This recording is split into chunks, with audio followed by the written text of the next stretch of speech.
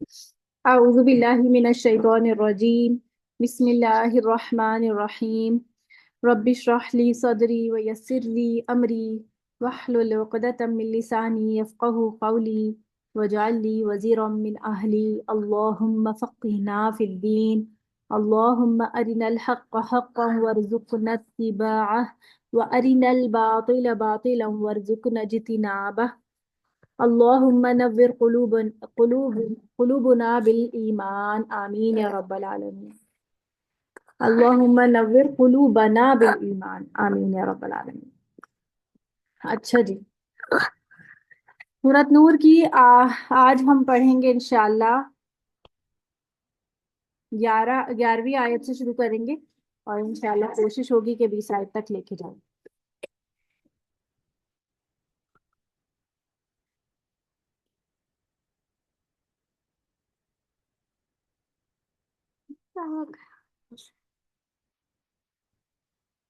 جی، پیچھے ہم نے جو بات پڑھی تھی وہ کیا تھی کہ ہم نے پڑھا تھا کہ اگر کوئی لوگ جو ہیں ان لوگوں کو اس بات سے ڈرنا چاہیے کہ وہ کسی کے اوپر الزام نہ لگائیں. دوسرا یہ کہ اگر کوئی شخص زنا کی حالت میں پایا جائے اور اس کے اوپر جو ہے وہ 4 گواہ بھی آ جائیں تو ایسے شخص کو اگر تو وہ غیر شادی شدہ ہے تو اسے 100 کوڑے مارے جائیں گے، عورت ہو یا مرد دونوں کو. اور اگر وہ شادی شدہ ہے تو اسے 100 کوڑے بھی مارے جائیں گے اور اسے اسٹون ٹو ڈیتھ یعنی کہ رجم کی سزا ہوگی، یعنی اسے پتھر مار مار کر ختم کر دیا جائے گا. اور یہی اس کا کفارہ بھی ہوگا. یعنی جب ایک مرتبہ مدینہ میں ایسا ہوا تھا کہ ایک عورت جو ہے اس کو رجم کیا گیا، تو بعد میں جب وہ ظاہر ہے وہ تو مر گئی، اس کے بعد کسی کو نبی کریم صلی اللہ علیہ وسلم نے کچھ اس کے بارے میں کہتے ہوئے سنا. تو نبی کریم صلی اللہ علیہ وسلم نے فرمایا کہ مطلب ایک طرح میں مفہوم بتا رہی ہوں، ایگزیکٹلی ورڈز مجھے یاد نہیں ہے. مفہوم یہ تھا کہ تم اس کے بارے میں برا مت کہو. اگر اس کی توبہ کو پوری جگہ پہ پھیلا دیا جائے، مطلب اگر اس کی توبہ کو تقسیم کیا جائے تو پوری دنیا پر یا پورے مدینہ پہ پھیل جائے گی، اس طرح سے کچھ مفہوم تھا. یعنی کہ ایک شخص جو کہ اپنا کفارہ ادا کر چکا تو اب اس کو برے الفاظ کے ساتھ یاد مت کرو. یعنی اس کی برائی ایک شخص وہ مر چکا ہے اور اس نے اپنا کفارہ بھی ادا کر دیا ہے تو اس کی توبہ قبول کرنا اللہ کی ذمہ ہے. ہمارا اور آپ کا کام جو ہے وہ جج کرنا نہیں ہے کسی کو. تو کسی کے بارے میں ہمیں برے برے گمان جو ہم پیچھے پڑھ کے آئے نا، ایک تو برا گمان بھی نہیں کرنا اور دوسرا یہ کہ برائی کے اوپر کسی کی زبان نہیں کھولنا. یعنی اپنی زبان کو بہت کنٹرول کرنا ہے. مومن جو ہے وہ اپنی زبانوں کو کنٹرول میں رکھتا ہے. ایون اگر آپ کو کسی کا پتہ بھی ہو کہ پروفڈ ہے یہ بات کہ اس نے تو سزا بھی پا لی اور وہ تو تھا ہی قاتل یا وہ تو تھا ہی بد کردار، لیکن اس کے بارے میں بھی آپ منہ سے زبان سے ایسے الفاظ مت نکالیں. دیکھیں، سب سے پہلی بات جو میں آپ لوگوں کو بتاؤں کہ ہم جب اس ماحول میں رہتے ہیں، جس طرح اب آپ لوگ الحمدللہ ترجمہ یاد کرتے ہیں، قرآن پڑھتے ہیں، تجوید پڑھ رہے ہوتے ہیں، آپ کا سارا وقت جو ہے وہ قرآن کے ساتھ گزر رہا ہوتا ہے، آپ کا ایک اچھا سا روٹین، ایک اچھی روٹین بنی ہوئی ہے اور ایک اچھا سا ماحول ہے. آپ صالحین کی الحمدللہ صحبت میں رہتے ہیں کہ آپ لوگ گروپس بھی لیتے ہیں، ایک دوسرے سے ڈسکشن کر رہے ہوتے ہیں اور اس سب چیزوں میں. پھر جب آپ دیکھتے ہیں خود ہی آپ کو محسوس ہوتا ہوگا کہ ایسی باتوں میں پھر آپ کی دلچسپی بہت کم ہو جاتی ہے. پھر کوئی آپ کو فلاں کا بتا ہے، فلاں ایکٹریس کا فلاں ایکٹر کے ساتھ کچھ ہے، چکر ہے یا اس طرح کی کوئی بات، تو آپ کہتے ہیں کہ مطلب وائی شوڈ آئی کیئر، مطلب مجھے کیوں بتا رہے ہو. اچھا ہوگا، مطلب آپ کے خود ذہن میں یہ بات، آپ کے خود کے دل میں نا اس بات آئے گی کہ مجھے کیا فرق پڑتا ہے اس سے. مطلب ہوگا اگر فلاں کا فلاں سے کچھ بھی ہے تو اس سے کیا، مجھے کیا. مطلب آپ پھر بہت پرائیورٹائز ہوتے ہیں اپنی روٹین میں کہ آپ اپنے وقت کو ضائع نہیں کرتے اور آپ جو ہے وہ اپنی ساری جو مصروفیات ہیں اس کو بالکل پرائیورٹائز کرتے ہیں. آپ ایون آپ دیکھیں گے، آپ خود نوٹس کریں گے کہ جب آپ اتنی مصروف زندگی میں، جب آپ اس ہفتوں میں کورس میں جاتے ہیں تو آپ ایکسٹرا صفائیاں نہیں کر رہے ہوتے. آپ جو ہے وہ ایکسٹرا کام یا ایکسٹرا چیزیں نہیں نکالتے کہ میں یہ بھی صفائیاں کر لوں، میں یہ بھی کر لوں، میں وہ بھی کر لوں. صفائی کرنا اچھی بات ہے لیکن ایکسٹرا اپنی چیزوں کو اور ہر چیز میں اپنے آپ کو تھکانا یہ ٹھیک نہیں ہے. کیونکہ ہر وقت آپ چیزوں کو چمکاتے رہیں گے تو پھر آپ اپنی کردار سازی کب کریں گے. تو ان سب چیزوں سے آپ کا خود ہی دل جو ہے وہ ہٹنا شروع ہو جاتا ہے. یعنی کہ مومن کا جو ایک کام ہے نا، اس کی پرائیورٹی کیا ہے کہ وہ اپنی زبان کو کنٹرول رکھتا ہے. وہ اس کی نظر اپنے اوپر زیادہ رہتی ہے بنسبت دوسروں کی غلطیوں کو تلاش کرنے میں یا دوسروں کے فالٹس ڈھونڈنے میں. پیچھے ہم نے پڑھا تھا نا سورہ حجرات میں کہ ہم ٹو میں نہیں لگیں گے. صحیح ہے. دو کام ہم نے کرنا ہے. ایک تو یہ کہ ہم نے گمان نہیں کرنا کسی کے بارے میں. دوسرا ہم نے ٹو بھی نہیں لگانی، جاسوسی تجسس بھی نہیں کرنا. کیونکہ تجسس میں کیا ہوگا، ایٹ دا اینڈ آپ کے ہاتھ اگر کچھ آ بھی گیا تو آپ اس پہ زبان کھولیں گے، اور اس پہ زبان کھولیں گے تو وہ غیبت ہو جائے گی نا. تو یہ یہ کہ پورا چین ہے، اس چین کے ساتھ آپ نے نہیں جڑنا، آپ نے اس جگہ جانا ہی نہیں. ٹھیک ہے. تو اچھا، اب یہ جو آیات آنے والی ہیں، یہ واقعہ جو تھا، یہ واقعہ کچھ یوں تھا کہ یہ حضرت عائشہ کے حوالے سے تھا. روبین آنٹی کچھ کہہ رہی ہیں؟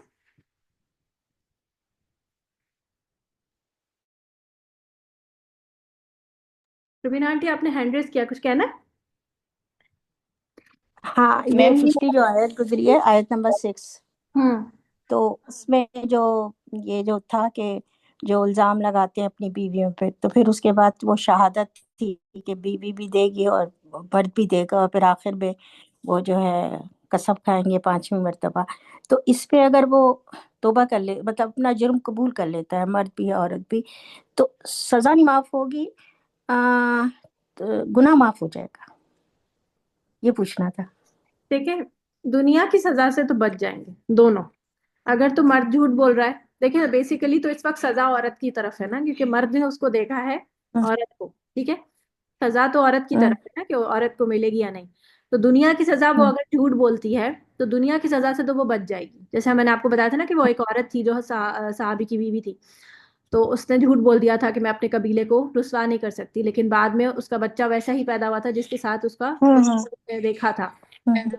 اس پر نبی کریم صلی اللہ علیہ وسلم نے کہا تھا کہ اگر مجھے اللہ کی قسم کا خیال نہ ہوتا، کیونکہ اس نے قسم تو اٹھا لی تھی نا، اب اس قسم کو کیا اللہ تعالیٰ یعنی کہ یہ تو اللہ کی توہین ہوتی نا کہ نبی کریم صلی اللہ علیہ وسلم کہتے کہ تم نے جھوٹی قسم کھائی.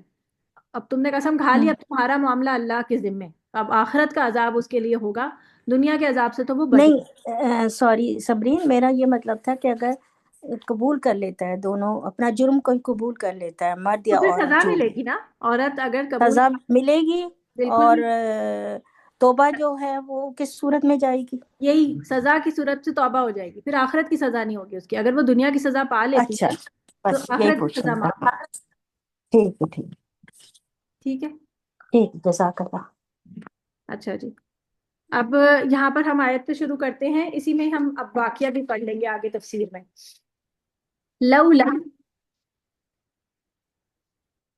لو اگر، لا نہیں، اس جب. میم 11 کچھ اور ہے، یہ آیت نمبر 12 ہے جو آپ شروع کر رہی ہیں میم. ہے نا، مجھے بھی لگ رہا ہے 11 نمبر کیا ہے، وَلَقَدْ جَاءُوا والا ہے نا. ان الذین ان جاؤ. الذین جاؤ. ٹھیک ہے، ایک منٹ رک جانا، آیت نکال دیں، مجھے بھی لگ رہا تھا. شیطان الرجیم. انا بے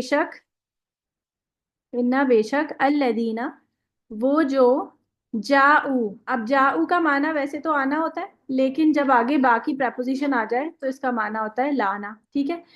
ان الذین، بے شک وہ جو، جاؤ لائے، بالافک. اب با کی ہم پریپوزیشن یہاں پر مطلب نہیں کریں گے. افک کا معنی کیا ہوتا ہے؟ افک کا معنی ہوتا ہے الٹ دینا، یعنی بات کو الٹ دینا، یعنی بیسیکلی جھوٹ. بات کچھ تھی اور اس کو بالکل اپوزٹ کر دینا تو وہ جھوٹ ہو جاتا ہے نا. تو افک کا معنی ہوتا ہے جھوٹ. بے شک وہ جو، جاؤ لائے، جھوٹ کو، اس بتن کہتے ہیں ایک گروہ یا جماعت کو جو کہ 3 سے لے کے 1000 تک ہو سکتی ہے. ٹھیک ہے. اور دوسرا یہ کہ اس بتن کا روٹ ورڈ عین صاد با سے ہے. اردو میں ہم ایک لفظ بولتے ہیں اعصاب. اعصاب یعنی آپ کے اعصاب کمزور ہو گئے ہیں. اعصاب کیا ہوتے ہیں؟ آپ کے مسلز، آپ کے نروز، یہ سارے اعصاب کہلاتے ہیں. اور یہ جوائنٹس، یہ سب آپ کے جو ہیں وہ آپ کے اسکیلیٹل سسٹم کو کیا کرتے ہیں؟ مضبوطی دیتے ہیں، جوائنٹ کرتے ہیں. صحیح نا، مضبوط. تو اعصاب جو ہوتے ہیں وہ مضبوطی دیتے ہیں. تو بیسیکلی عصبہ جو ہے وہ ایک ایسا گروہ ہے جو ایک دوسرے کے ساتھ مل کر مضبوط بنتا ہے. تو یہ عصبہ بیسیکلی مراد تھا یہاں پر منافقوں کا گروہ. ٹھیک ہے، منافقوں کا گروہ عصبہ. ان الذین، ان بے شک الذین وہ جو جاؤ لائے، بالافکی جھوٹ کو، عصبتن ایک جماعت ہے، گروہ ہے، منکم تم میں سے، یعنی مومنوں کے درمیان ایک ایسی جماعت ہے جو کہ جھوٹ کو لے کر آئی. یعنی یہ ہے تو مسلمان ہی نا، لیکن ان کے درمیان رہنے والے یہ مومن نہیں ہے، منافق ہے. لا نہیں، تحسبوہ، تحسبوہ کا تا جو ہے وہ تم کے لیے آ گیا. ٹھیک ہے، اور اس میں واؤ آ گیا آپ کا جمع کی علامت. صحیح ہے، جمع ہو گیا. اور حسبا اس کا روٹ ورڈ بن گیا، ہے سین بے. اور ہو جو ہے اسے، نہ تم سمجھو اسے. اسے کسے؟ اس الزام کو یا اس واقعے کو. واقعہ افک کہتے ہیں، اس کو کہتے ہیں واقعہ افک، یعنی جھوٹ والا واقعہ. ابھی واقعہ میں سمجھاؤں گی آپ کو آگے. شررن برا، لکم تمہارے لیے یا اپنے لیے، اسے تم برا مت سمجھو. بلکہ ہوا وہ، خیرن بہتر ہے، لکم تمہارے لیے. خیر اور شر یہ آپ کو لفظ پتہ ہی ہے. بل کا معنی ہوتا ہے بلکہ. لی کلی، لی کے لیے، اور کلی ہر ایک کے لیے، ہر ایک کے لیے، امرن ہر اس کے لیے، امرن لکل امرئ ہر اس شخص کے لیے، یہ اس طرح سے ہو جائے گا. کلی لی امرن، لکل امرئ یعنی ہر اس شخص کے لیے. امرن ہے بیسیکلی آدمی کے لیے آتا ہے. امرن آدمی کے لیے آتا ہے، اور عورت کے لیے کیا آتا ہے؟ امرأتن.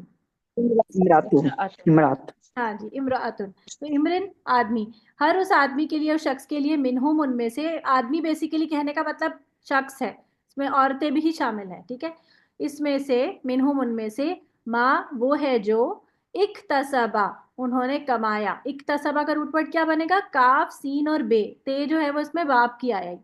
تو یہ کسبا کا معنی بھی کمائی ہوتا ہے، اور اکتسبا کا معنی بھی کمائی ہوتا ہے. مینل اسمی گناہ میں سے، جو بھی اس نے گناہ میں سے کمایا اس کے لیے وہی کچھ ہے. یعنی جو جتنا حصہ اپنا ڈال رہا ہے اس کے لیے وہی کچھ بنے گا. اور والذی واو، اور الذی اس نے جو، تولا اٹھایا. تولا کا معنی ہوتا ہے ویسے تو واو لام یا اس کا روٹ ورڈ ہے، اس کا معنی ولی ہوتا ہے. ولی کون ہوتا ہے؟ دوست ہوتا ہے، مددگار، یا جس نے مدد کی. یا اٹھایا، اٹھانے میں مطلب اٹھانے کا مطلب مدد ہی ہوتا ہے نا. تو کبرہو اس کا بڑا حصہ، کبرہو کبر بڑا، ہو اس کا یعنی بڑا، اس کا بڑا حصہ، منہم ان لوگوں میں سے، منہم ان میں سے، لہو اس کے لیے، عذاب عذاب ہے، عظیم بہت بڑا. یعنی جس نے سب سے بڑا حصہ اٹھایا، یعنی جس نے اس کو شروعات کی، جس نے انیشیٹ کیا، اس کے لیے تو بہت بڑا حصہ ہے، یہ کہا جا رہا ہے. اب اس کی تفسیر دیکھتے ہیں. واقعہ افک، سیدہ عفق کا مطلب گروہ ہے؟ نہیں، افک کا معنی ہے جھوٹ، بات کو الٹ دینا، افک. اور اس اسبا کا معنی ہے گروہ. حضرت عائشہ رضی اللہ تعالیٰ عنہ نے خود اپنا واقعہ اس طرح بیان کیا کہ آپ صلی اللہ علیہ وسلم کی عادت تھی کہ جب آپ صلی اللہ علیہ وسلم سفر پر جاتے تو اپنی بیویوں کے نام قرآن ڈالتے. یعنی قرآن دازی ہوتی 11 میں سے کون جو ہے وہ سفر پہ ان کے ساتھ جائے گی، چاہے وہ سفر جنگ کا سفر ہوتا ہے یا کوئی نہ کوئی ازواج میں سے ان کے ساتھ جاتی تھی. تو قرآن میں جس بی بی کے نام قرآن نکلتا اسے آپ صلی اللہ علیہ وسلم ساتھ لے جاتے. چنانچہ آپ صلی اللہ علیہ وسلم نے ایک غزوہ جس کا نام غزوہ بنی مستلق تھا، اس جگہ کا نام تھا، تو اسی سے غزوہ ہو گیا. جیسے غزوہ بدر جگہ کا نام ہے، تو غزوہ بنی مستلق میں قرآن ڈالا تو میرے نام نکلا. یعنی یہ حضرت عائشہ اپنے نام، اپنے آپ سے اپنی زبانی بات بتا رہی ہیں. پس میں آپ صلی اللہ علیہ وسلم کے ساتھ روانہ ہو گئی، اور یہ واقعہ حجاب کے حکم نازل ہونے کے بعد کا ہے. میں ایک ہودے میں سوار تھی. ہودج کیا ہوتا ہے؟ ہودہ ہوتا ہے جو اونٹ کے اوپر ایک ڈولی سی رکھی ہوئی ہوتی ہے، اس کو ہودہ کہتے ہیں. یعنی کہ اس کے اوپر بٹھاتے تھے، اور یا پھر یہ کہ یا تو اونٹ کے اوپر رکھی ہوتی تھی، یا پھر اس کو ویسے ہی ہاتھ لوگ جو ہے وہ اٹھا کے لے کے جاتے ہیں، وہ ڈولی ہوتی ہے بیسیکلی. تو میں ایک ہودے میں سوار رہتی، اور جب اترتی تو ہودہ سمیت اتاری جاتی. یعنی کہ یہ اونٹ پہ سے ہودہ اتارا جاتا، اور اس پہ سے وہ پوری اتاری جاتی، ہودہ بھی نیچے رکھا جاتا، اور پھر اس کے بعد وہ اس میں سے اترتی. ہم اس طرح سفر کرتے رہے. جب آپ صلی اللہ علیہ وسلم اس غزوے سے فارغ ہوئے اور سفر سے لوٹے تو ہم لوگ مدینہ کے نزدیک آ پہنچے. ایک رات کوچ کا حکم ہوا، یعنی اب روانہ ہونے کا ٹائم ہوا.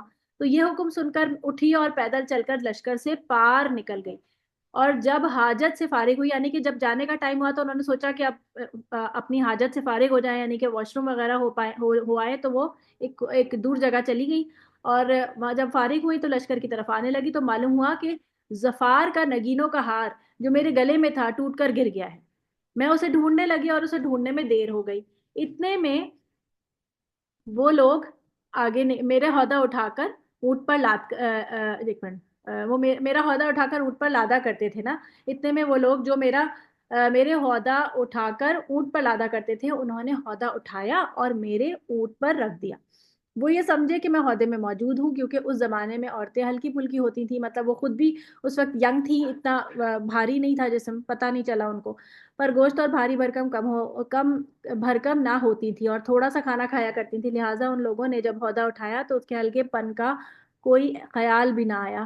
علاوہ ازیں، یعنی اس کے علاوہ میں ان دنوں ایک کمسن لڑکی بھی تھی. خیر، وہ عہدہ اونٹ پر لاد کر چل دیے. لشکر کے روانہ ہونے کے بعد میرا ہار جو اونٹ کے نیچے ہی آ کر گرا تھا مجھے مل گیا. میں اسی ٹھکانے کی طرف چلی گئی جہاں رات کو اترے تھے. دیکھا تو وہاں نہ کوئی پکارنے والا تھا اور نہ جواب دینے والے، یعنی کہ سب جا چکے تھے. میں نے ارادہ کیا کہ اپنے ٹھکانے پر چلی جاؤں، کیونکہ میرا خیال تھا کہ جب وہ لوگ مجھے نہ پائیں گے تو اسی جگہ تلاش کرنے آئیں گے. تو میں وہاں بیٹھی رہی. یہ ایک اصول بھی بتایا جا رہا ہے کہ اگر آپ لوگ کبھی کسی اپنوں سے کھو جائیں تو اسی جگہ پہ رہیں جہاں پر آپ گم ہوئے ہیں. یعنی کہ اگر فرض کریں آپ شاپنگ مال میں تھے اور آپ کو آپ کے ہسبینڈ نے کہا میں اسی دکان پہ رہنا، میں آ رہا ہوں.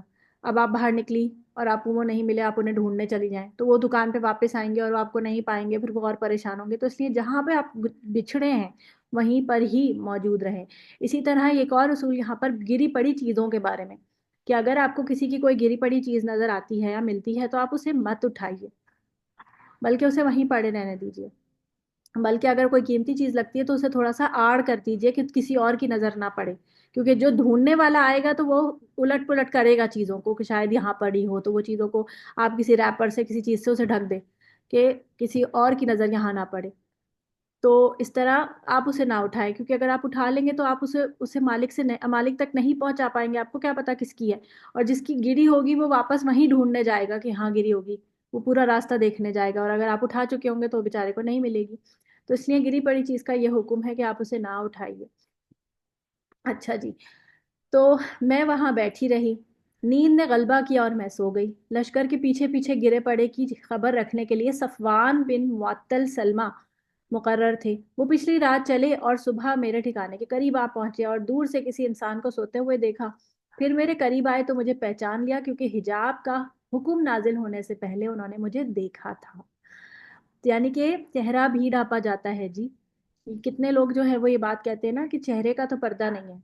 ہاں، یہ پروپیگنڈا ہے کہ چہرے کا پردہ جو ہے وہ نہیں ہے. چہرے کا پردہ بھی ہے. اصل میں تو ساری خوبصورتی ہی چہرے پر ہے نا. آپ میک اپ کہاں لگاتے ہیں؟ اپنے جسم پر لگاتے ہیں کہ چہرے پہ لگاتے ہیں؟ اور مزید نکھارنے کے لیے کہاں پر آپ میک اپ کرتے ہیں؟ چہرے پہ نا. تو چہرے کا بھی پردہ ہے، اور یہ ساری عورتوں کے لیے ہے، صرف ازواج کے لیے نہیں تھا. تو وہ میرے قریب آئے اور انہوں نے مجھے پہچان لیا، اور انہوں نے کہا، اور انہوں نے بات نہیں کی، انہوں نے صرف پڑھا انا للہ و انا الیہ راجعون. یعنی ایک مصیبت جب پڑتی ہے یا کچھ بھی ہوتا ہے تو ایک جملہ ہے، ایک انداز ہے بات کرنے کا. تو انہوں نے یہ جملہ کہا اور صرف دعا ہی پڑھی، تو اس سے میں بیدار ہو گئی اور اپنی چادر سے اپنا چہرہ ڈھانپ لیا. اللہ کی قسم انہوں نے نہ مجھ سے کوئی بات کی اور نہ ہی میں نے انا للہ و انا الیہ کے علاوہ، الیہ راجعون کے علاوہ کوئی بات نہیں سنی. انہوں نے اپنی سواری بٹھائی اور اس کا پاؤں اپنے ہاتھ سے دبائے رکھا تو میں اس پر سوار ہو گئی. وہ پیدل چلتے رہے اور اونٹنی کو چلاتے رہے. تا آن کے میں نے آپ کو پہلے بھی بتایا تھا، یہاں تک کہ اردو میں اس طرح اب ہم یہ بولتے ہیں، یہاں تک کہ ہم لشکر سے اس وقت جا ملے جب وہ عین دوپہر کو گرمی کی شدت کی وجہ سے اترے ہوئے تھے، یعنی وہ کہیں پر ٹھہر گئے تھے. اور جن لوگوں نے قسمت میں تباہی لکھی تھی وہ تباہ ہوئے. اس تہمت کو سب سے زیادہ پھیلانے والا عبداللہ بن ابی سلول رئیس المنافقین تھا. خیر ہم لوگ مدینہ پہنچے، وہاں پہنچ کر میں بیمار ہو گئی اور 1 مہینہ بھر بیمار رہی۔ راستے سے سفر کی تھکان سے بھی بیمار ہو جاتے ہیں نا لوگ۔ لوگ تہمت لگانے والوں کی باتوں کا چرچا کرتے رہے، یعنی مشہوری ہوتی رہی، ایک سے دو منہوں کو تک بات چلتی رہی اور مجھے خبر تک نہ ہوئی۔ البتہ ایک بات سے مجھے وہم سا پیدا ہوا، وہ یہ تھی کہ آپ صلی اللہ علیہ وسلم کی وہ مہربانی جو بیماری کی حالت میں مجھ پر ہوا کرتی تھی، وہ اس بیماری میں نہیں پائی گئی۔ آپ صلی اللہ علیہ وسلم تشریف تو لاتے، سلام علیک بھی کہتے، پھر یہ پوچھ کر کہ اب کیسی طبیعت ہے چل دیتے۔ اس بات سے مجھے شک تو پڑا، مگر کسی بات کی خبر نہ ہوئی۔ گھروں سے باہر قضائے حاجت کی جگہیں تھی۔ اس کے بارے میں ہیڈنگس ہی ہے بس۔ بیماری سے کچھ بہتری ہوئی اور ابھی کمزوری ہی تھی کہ مناسب کی طرف گئی، یعنی کہ رفع حاجت کے لیے۔ تو مستہ کی ماں، یعنی ایک اور صحابی تھے، مستہ، ان کی اماں جو تھی ان کے قریبی رشتہ دار تھے، تو یہ جو ہے میرے ساتھ تھی۔ ہم لوگ ہر رات کو وہاں رفع حاجت کے لیے جایا کرتے تھے۔ یہ اس زمانے کی بات ہے جب اپنے گھروں کے نزدیک ہم بیت الخلاء نہیں بناتے تھے، بلکہ اگلے زمانے کے عربوں کی طرح، یعنی اگلے کا مطلب ہوتا ہے یہاں پر پہلے لوگ رفع حاجت کے لیے جنگل جایا کرتے تھے، کیونکہ گھروں کے قریب بیت الخلاء بنانے سے اس کی بدبو ہمیں تکلیف دیتی تھی۔ خیر میں اور مستہ کی ماں، جو یہ نام لکھا ہوا ہے ابو رحم لکھا ہوا ہے میرا خیال ہے، ابو رحم بن عبد المناف کی بیٹی، اور اس کی ماں سخر بن عامر کی بیٹی تھی، ابو بکر صدیق کی یہ خالہ تھی۔ اسی کا بیٹا مستہ تھا، یہ تو غلطی سے نام لکھا ہوا ہے، ایڈیٹنگ ہو گئی ہے غلطی سے۔ تو رفع حاجت سے فراغت کے بعد ہم دونوں گھر کو آ رہے تھے کہ مستہ کی ماں کا پاؤں چادر میں الجھ کر پسلا تو کہنے لگی مستہ ہلاک ہو، یعنی ہم اس طرح سے کبھی بولتے ہیں نا بیڑا غرق ہو، تو اس نے اسی طرح سے بولا۔ تو میں نے اسے کہا کیا بکتی ہو، کیا تم ایسے شخص کو کوستی ہو جو بدر میں شریک تھا؟ تو وہ کہنے لگی اے بھولی لڑکی، کیا تم کو وہ کچھ نہیں پتا جو وہ کہتا ہے؟ تو میں نے پوچھا کیا کہتا ہے؟ تب اس نے تہمت لگانے والوں کی باتیں مجھ تک بیان کی، تو میری بیماری میں مزید اضافہ ہو گیا، یعنی غم میں بھی اضافہ ہو گیا۔ جب میں گھر پہنچی تو رسول اللہ صلی اللہ علیہ وسلم تشریف لائے اور سلام کر کے پوچھا اب طبیعت کیسی ہے؟ تو میں نے کہا آپ صلی اللہ علیہ وسلم مجھے اجازت دیجیے، میں اپنے والدین کے ہاں جانا چاہتی ہوں۔ میرا مقصد یہ تھا کہ میں ان سے اس بات کی خبر کی تحقیق کروں، یعنی اپنے ماں باپ سے۔ رسول اللہ صلی اللہ علیہ وسلم نے مجھے اجازت دے دی تو میں اپنے والدین کے ہاں آ گئی۔ میں نے اپنی ماں سے کہا کہ امی یہ لوگ میری نسبت کیا بک رہے ہیں؟ تو اماں نے کہا بیٹی اتنا رنج مت کرو، اللہ کی قسم اکثر ایسا ہوتا ہے کہ جب کسی مرد کے پاس کوئی خوبصورت عورت ہوتی ہے اور وہ اس سے محبت بھی کرتا ہے اور اس کی سوکنیں بھی ہوں تو سوکنیں بہت کچھ کرتی رہتی ہیں۔ میں نے کہا سبحان اللہ، لوگوں نے اس کا چرچا بھی کر دیا، یعنی اتنا مشہور ہو گئی یہ بات۔ چنانچہ میں ساری رات روتی رہی، صبح ہو گئی، مگر نہ میرے آنسو تھمتے تھے اور نہ مجھے نیند آتی تھی۔ رسول اللہ صلی اللہ علیہ وسلم نے حضرت علی اور اسامہ بن زید کو بلایا، کیونکہ وہی اترنے میں دیر ہو رہی تھی اور آپ صلی اللہ علیہ وسلم اس سلسلے میں ان سے مشورہ چاہتے تھے۔ چنانچہ اسامہ بن زید نے آپ کو وہی مشورہ دیا جو وہ جانتے تھے کہ عائشہ ایسی ناپاک باتوں سے پاک ہے، اور اسامہ کو آپ صلی اللہ علیہ وسلم کی بیویوں سے محبت بھی تھی۔ انہوں نے صاف کہہ دیا کہ عائشہ پاک دامن اور بے قصور ہیں۔ اور اسامہ بن زید پتہ ہے نا آپ کو کون تھے؟ زید بن حارث کے بیٹے تھے۔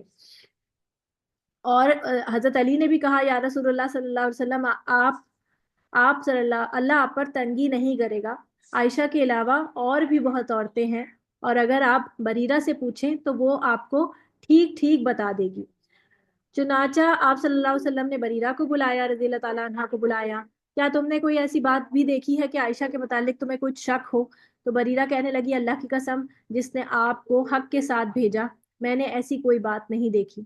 ہاں میں اس میں ایک بات دیکھتی ہوں کہ اس سے چشم پوشی کر جاتی ہوں، اور وہ یہ ہے کہ وہ ابھی کمسن بچی ہے تو آٹا گوندھ کر پڑا چھوڑ کر سو جاتی ہے اور بکری آ کر آٹا کھا جاتی ہے، یعنی کہ کہنے کا مطلب یہ تھا کہ کمسن ہے تو ذرا لاپرواہ سی ہے، لیکن بد کردار نہیں ہے، یہ کہنے کا مطلب تھا۔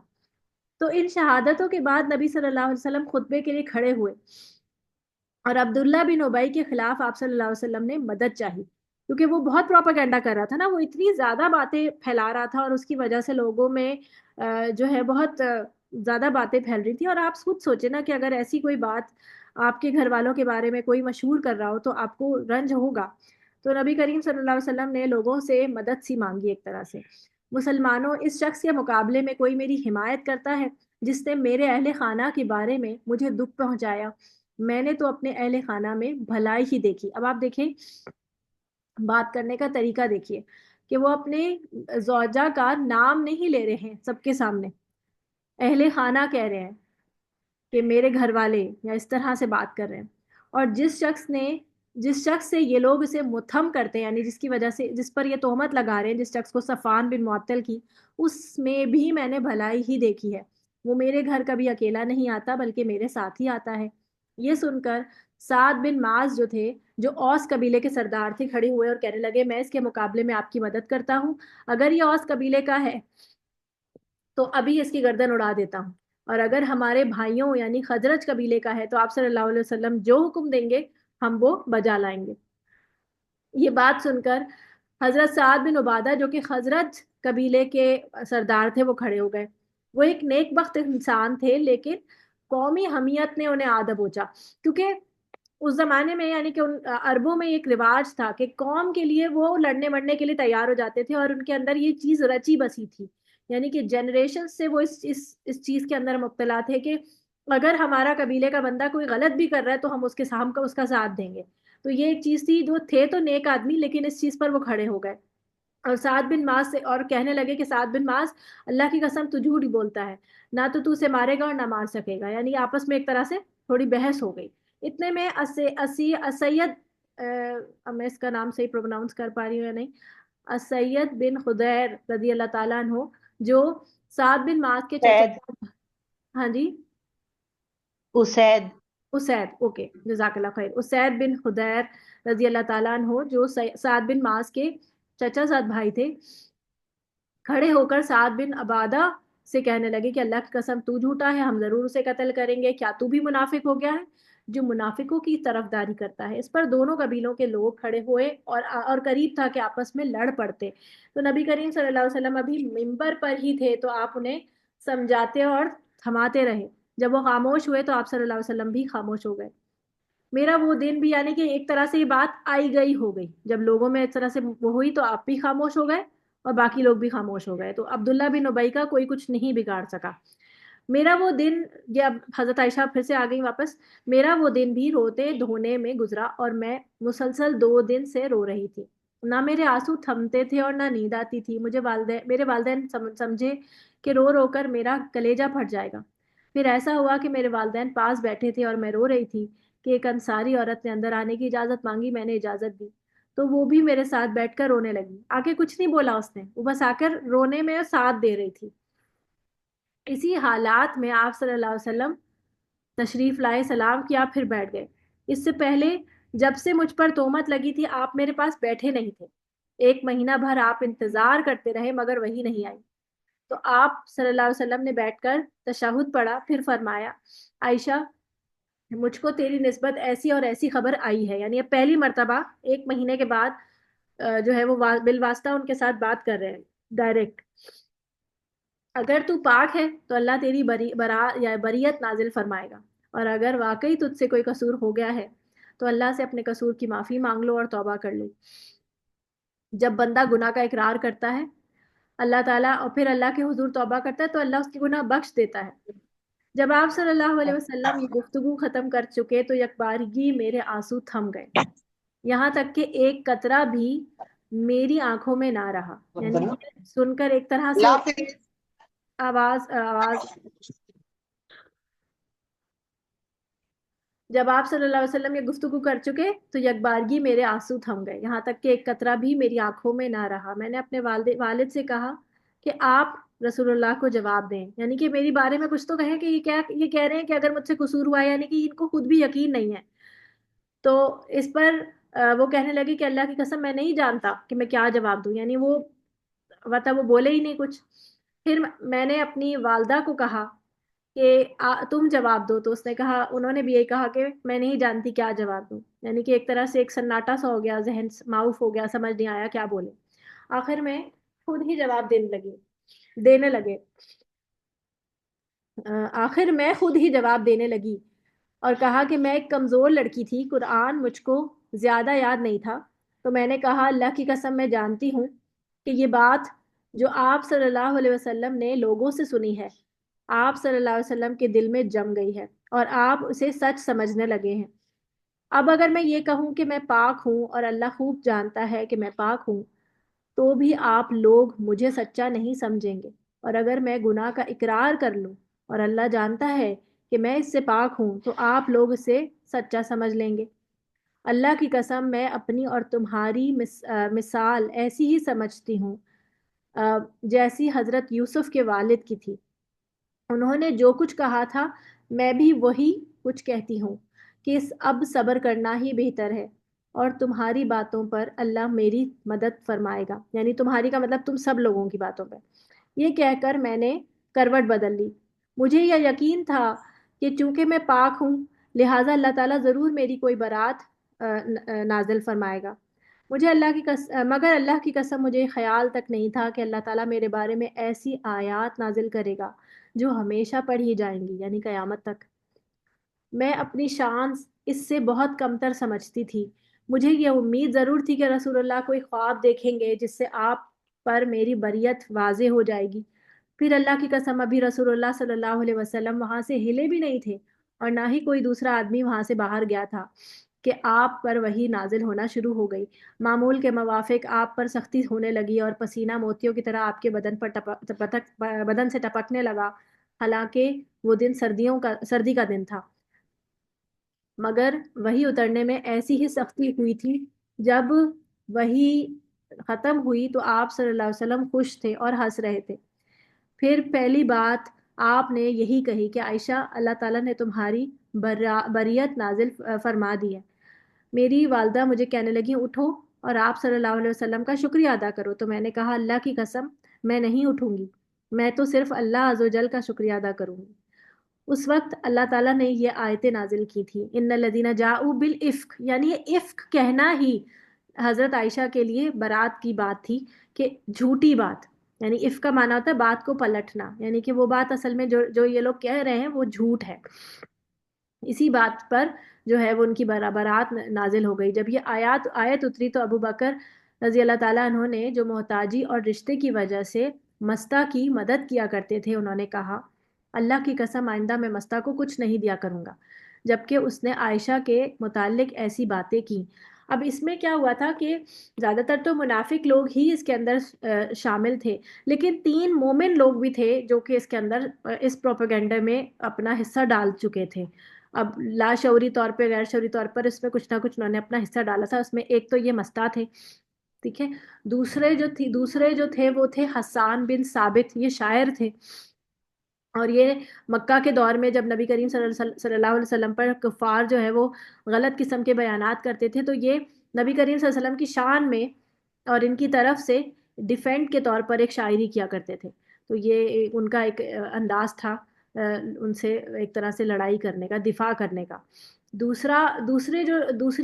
تیسری ایک شخص خاتون تھی، ان کا نام تھا حمنا بنت جہش، یہ ام المومنین زینب بنت جہش کی بہن تھی، یعنی کہ یہ حضرت عائشہ کی سوکن، یعنی ایک طرح سے ان کی بہن تھی، تو وہ بھی ایک میں شامل تھی۔ تو صرف 3 لوگ ایسے تھے جو کہ مومنوں میں سے شامل تھے، اور باقی لوگ جو ہے وہ تھے منافق۔ تب اللہ تعالیٰ نے یہ آیات نازل فرمائی، اور جب انہوں نے یہ کہا نا کہ میں ان کی مدد نہیں کروں گا، تو تب اللہ نے یہ آیت نازل فرمائی، ہم آگے پڑھیں گے انشاءاللہ، ولا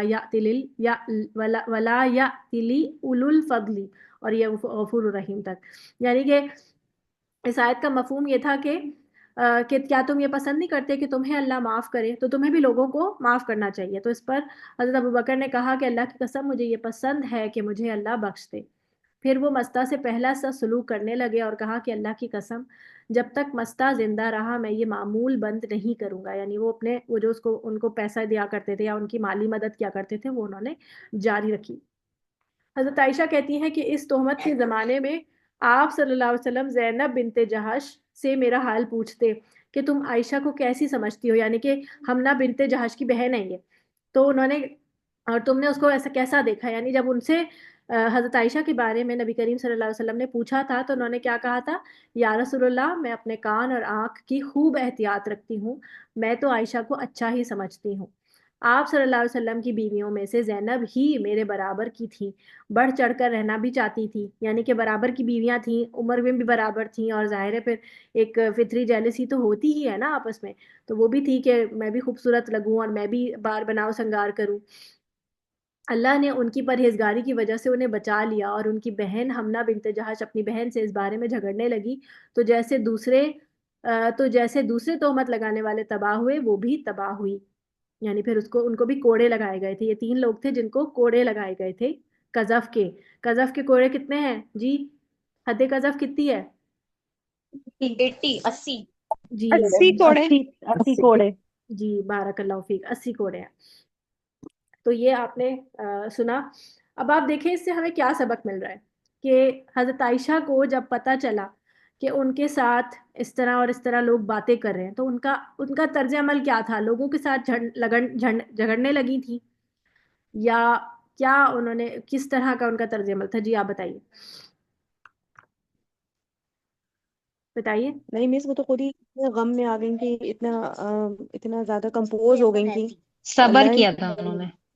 جی صبر کیا تھا، لوگوں سے لڑنا نہیں ہے۔ اگر آپ اور میں اس جگہ پہ ہوں تو ہمارا کیا رد عمل ہوگا، ہم اپنے بارے میں سوچیں کہ اگر کوئی شخص ہمارے بارے میں کوئی ایسی غلط تہمت لگا دے، اور یہ بہت بڑا الزام ہے کسی ایک عورت کے لیے کہ کوئی اس طرح کی بات کرے، تو اس پر کمپوز رہنا بہت مشکل کام ہے، صبر کرنا بہت ہی زیادہ مشکل کام ہے۔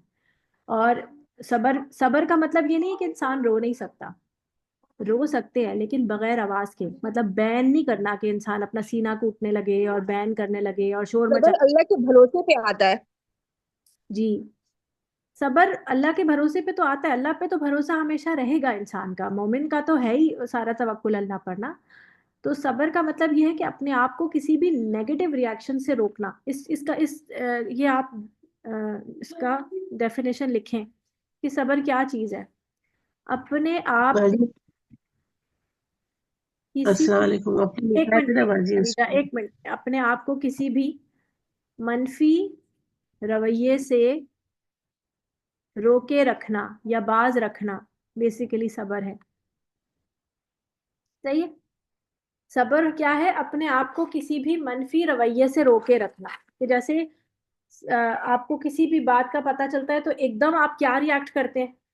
آپ کو کوئی شخص آ کے یہ بتاتا ہے کہ فلاں تمہارے ساتھ ایسا کچھ کہہ رہا ہے، تو آپ فوراً کیا کہتے ہیں؟ فلاں کی برائی شروع کر دیتے ہیں۔ جس فلاں نے کسی کے بارے میں، اس کو اپنا پتہ ہے، وہ خود پتہ ہے کیسی ہے، اور پھر وہ ایسی اور ویسی ہے، اور اس کا بیٹا ایسا اور ویسا ہے، اور اس کی بہو ایسی اور ویسی ہے، ہم یہ شروع کر دیں، یہ کیا ہے؟ یہ صبر نہیں ہے۔ اور دوسری بات، صبر، یہ بھی لکھیے، صبر صدمے کی پہلی چوٹ پر ہوتا ہے۔ یہ بھی حدیث کا ایک جملہ ہے، پہلی چوٹ پر ہوتا ہے، یعنی صبر اسی وقت ہوگا جب آپ کو خبر ملی ہے، جب آپ کو پتا چلا ہے، جو فرسٹ ریاکشن ہے اسی پر جج ہوگا کہ آپ کو صبر ہے، کیونکہ صبر تو ایٹ دا اینڈ آ ہی جاتا ہے۔ جب آپ رو دھو لیتے ہیں، جب آپ کسی کو مار پیٹ لیں گے، تو ایٹ دا اینڈ آپ کا غصہ بھی اتر جاتا ہے اور آپ کو صبر بھی آ ہی جائے گا۔ لیکن صبر اصل میں کیا ہے؟ صبر صدمے کی پہلی چوٹ پر، آپ کا فرسٹ ریاکشن جو ہے وہ نوٹ کیا جا رہا ہوتا ہے، ریکارڈ جو ہوتا ہے وہ چیز ہوتی ہے۔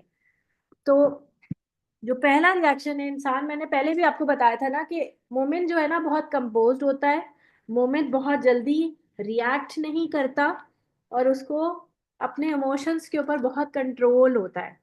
تو یہاں پر رونا دھونا، یعنی کہ ظاہر ہے کہ کوئی انسان اگر غمزدہ ہے اور اسے رونا آ رہا ہے تو وہ رو سکتا ہے، وہ کہہ رہی ہے نا کہ وہ ساری ساری رات روئی ہیں، تو وہ رو سکتی ہیں، لیکن اس رونے میں نہ انہوں نے کسی کو برا کہا، نہ انہوں نے مستہ کو برا کہا، نہ انہوں نے ان کی ماں کو برا کہا، نہ انہوں نے اپنے ماں باپ سے کسی اور کی برائیاں کی کہ دیکھو ہم ان کی کتنی مدد کرتے ہیں اور دیکھو انہوں نے ایسا کیا اور ویسا کیا، اپنے یعنی کہ ان کا ریاکشن کچھ نہیں بتایا جا رہا ہے یہاں پہ، کچھ نہیں، کوئی چیز مطلب یہاں پر بیان نہیں ہو رہی ہے۔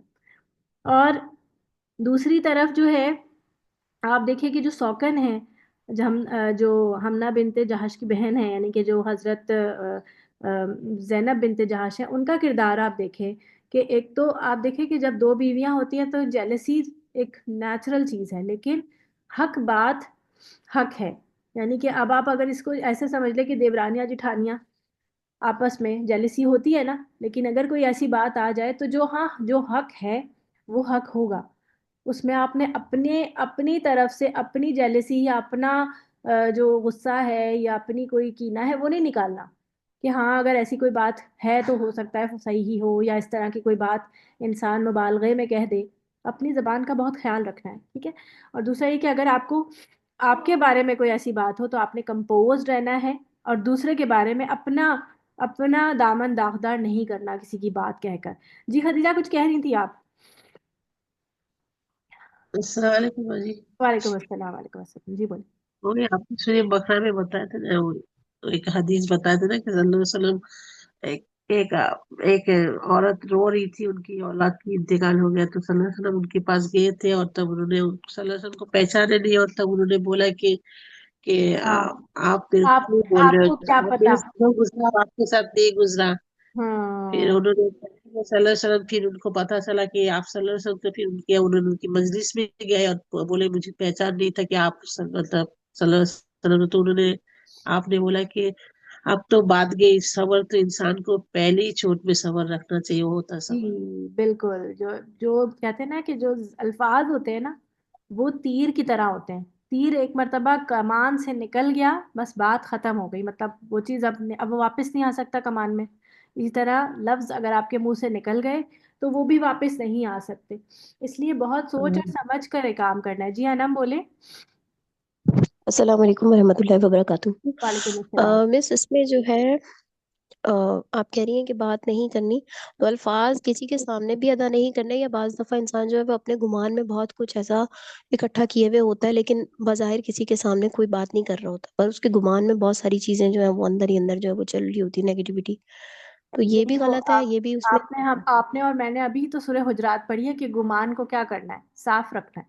آپ نے کسی کے بارے میں گمان کرنا ہی نہیں، آپ اپنا دماغ کی سلیٹ کو صاف رکھیں۔ یعنی مطلب الفاظ تو نہیں ہم کہہ رہے نا، لیکن ذہن میں وہ چیز لا رہے، وہ بھی نہیں کر سکتے۔ نہیں لانا چاہیے نا، کیونکہ جو چیز ذہن میں چلے وہ گی وہ آپ نے یہ ایٹ آپ کہا کے نا منہ سے ٹیچر، نکلے گی۔ بولتے بولتے نکل جائے گا، یعنی کہ ذہن میں سوچتے سوچتے ہم جس کے بارے میں بول رہے ہیں، بار بار مجھے بولتی ہیں یہ بات، اکثر آپ نے اس میں سبق میں بھی بولتی ہیں کہ بولتے بولتے منہ سے نکل جائے گا، وہ دل میں جو گمان رکھ رہے رکھتے رکھتے نکل جائے گا۔ جی یہ میں کوشش کر رہی ہوں ابھی۔ جی، چلیں آگے چلتے ہیں۔ لولا، کیوں نہیں، اس جب سمعتم، یہاں لولا کیوں کے معنی میں اسی طرح لکھا ہوا ہے، یہی لکھا ہوا ہے نا ترجمہ آپ کے لفظی ترجمے میں، لولا؟ جی میم یہی لکھا ہوا ہے، کیوں نہ۔ ٹھیک ہے، کیوں نہ۔ اب ہم واپس اپنی والی اس پہ آ جاتے ہیں، میرا خیال ہے وہ ٹھیک ہو گئی ہوگی۔ ہاں جی، لولا کیوں نہیں، اس جب سمعتمو، اس سمعتمو کیا روٹ ورڈ ہوگا سمعتمو کا؟ سین میم این، جی، سین میم تین میم عین، اور تمو کا معنی تم جمع کے لیے آ گیا، صحیح ہے۔ سنا تم نے، سمینا کا معنی سین میم عین سننے کو کہتے ہیں۔ کیوں نہیں جب سنا تم نے ہو اسے، کسے؟ افک کو، یعنی اس جھوٹ کو، ظننا تو گمان کیا، المؤمنون مومنوں نے، والمؤمناتی اور مومن عورتوں نے، بِأَنفُسِهِمْ اپنے نفسوں کے بارے میں، اپنے بارے میں کیا مطلب ہوتا ہے اپنے بارے میں؟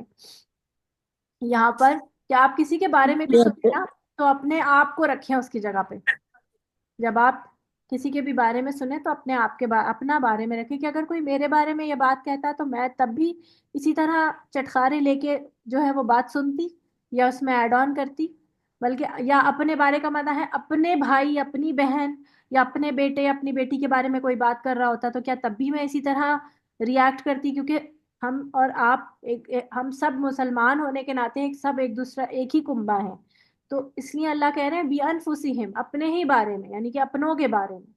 پیچھے بھی ہم نے پڑھا تھا نا کہ ولا تلمزوا انفسکم، اپنے آپ کو جو ہے وہ نہ کرو، لان تان مت کرو۔ تلمزو کا کیا تھا روٹ ورڈ؟ لمزا، یعنی ایب نہ لگاؤ، اس کا مطلب اپنوں کو ایب نہ لگاؤ۔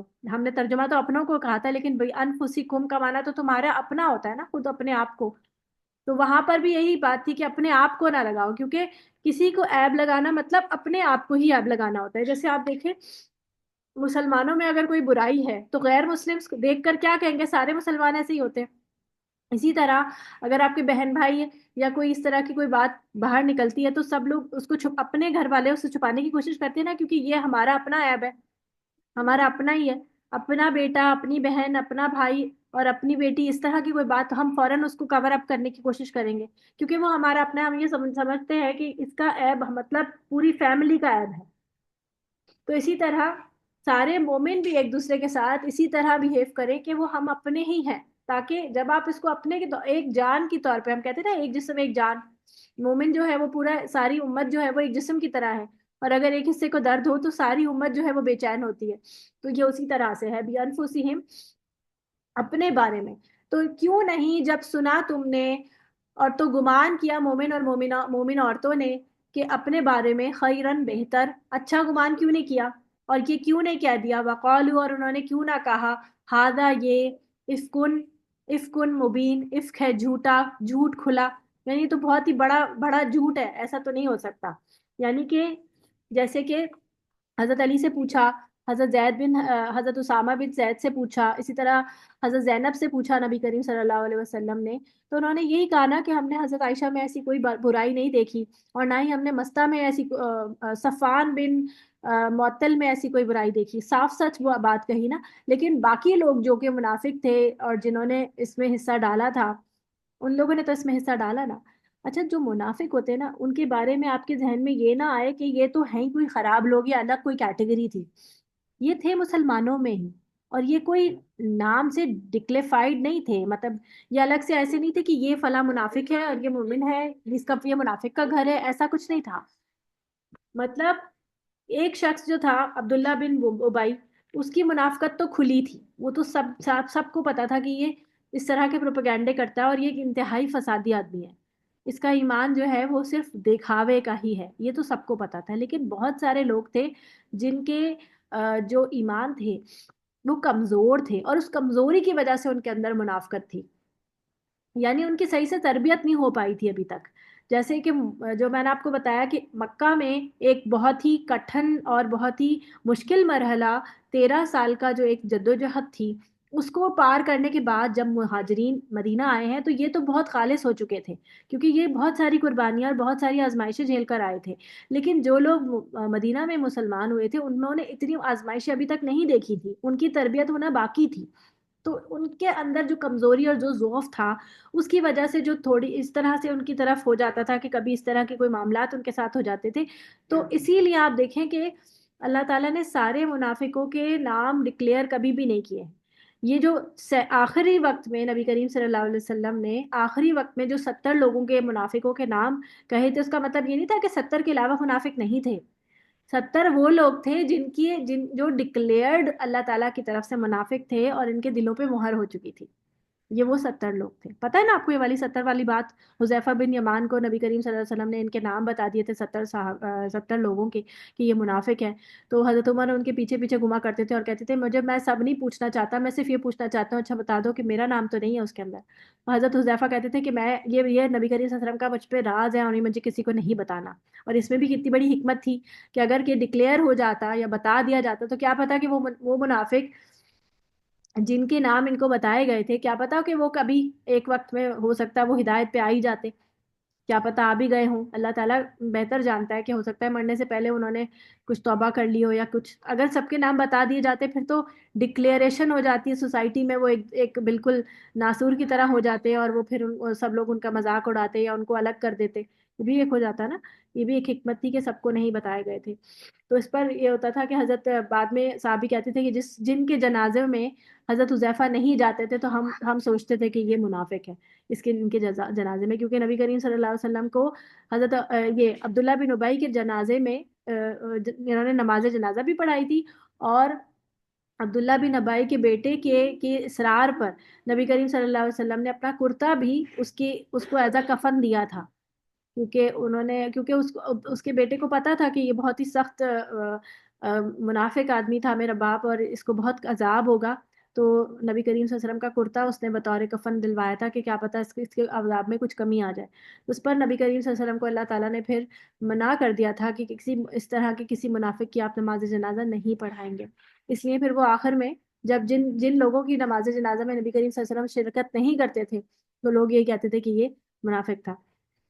اچھا، تو آپ اور میں اپنے اپنے ایمان کی فکر کریں گے اور ہم اپنے ہی اپنے ایمان کے بارے میں سوچیں گے کہ کہیں ہمارے اندر ایسا ضعف، کمزوری تو نہیں ہے کہ جو منافقت کی طرف جاتا ہے. ہم کسی اور کو اس منافقت کے جو سانچہ ہے اس میں فٹ نہیں کریں گے کہ فلاں شخص منافق ہے اور فلاں ایسا ہے. ہمیں اپنے آپ کو دیکھنا ہے. ان آیات کی آئینے میں ہم نے اپنا چہرہ دیکھنا ہے کہ کہیں ہم تو نہیں ہیں یہاں پر، اور اگر ہمارے اندر ایسی کوئی بیماری یا ایسی کوئی برائی ہے تو ہمیں اس کا علاج کرنا ہے، اسے ہم نے ختم کرنا ہے. ٹھیک ہے، تو یہاں پر یہ کہا جا رہا ہے کہ اسے سنتے ہی مومن مردوں اور عورتوں نے اپنے حق میں نیک کمائی کیوں نہیں کی، اور یہ کیوں نہیں کہہ دیا کہ یہ تو کھلا کھلا بہتان ہے.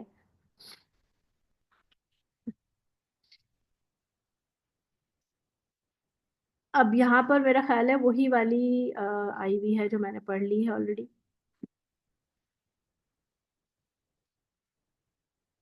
آیت نمبر 11 ہی کی اس میں تفسیر چل رہی ہے. ہم آیت نمبر 12، اچھا صرف آیتیں چینج ہو گئی ہیں غلطی سے. اچھا جی، یہاں آیت نمبر 11 سے لے کر آیت نمبر 20 تک عفق کے واقعے کے متعلق 10 آیات آئیں گی، اور اس کا شان نزول آلریڈی میں آپ کو بتا چکی ہوں، اور اس کو آپ دیکھ لیجئے گا کہ جس میں کئی سادہ لو مخلص مسلمان بھی متاثر ہو گئے تھے، اور ان کے نام یہاں پر موجود ہیں: مستہ بن اساسہ، ام المؤمنین حضرت زینب بنت جہش کی بہن، وہ خود نہیں، ان کی بہن حمنہ بنت جہش، اور تیسرا کون تھا؟ حسان بن ثابت. نام کہاں گیا؟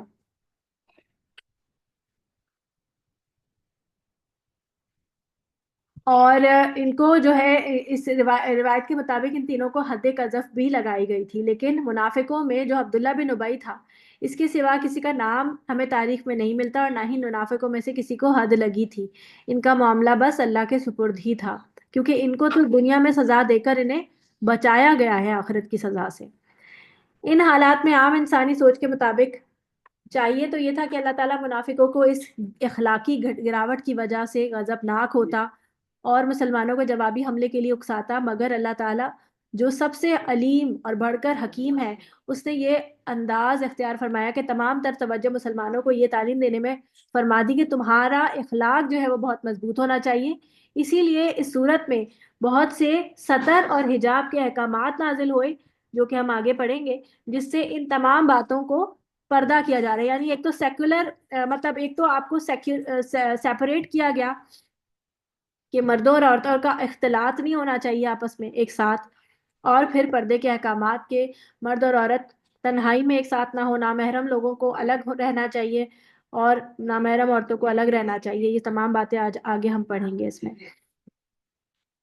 اور یہ ساری یہ تو وہی ریپیٹ کیا گیا اس کے اندر جو میں آلریڈی آپ کو پڑھا چکی ہوں.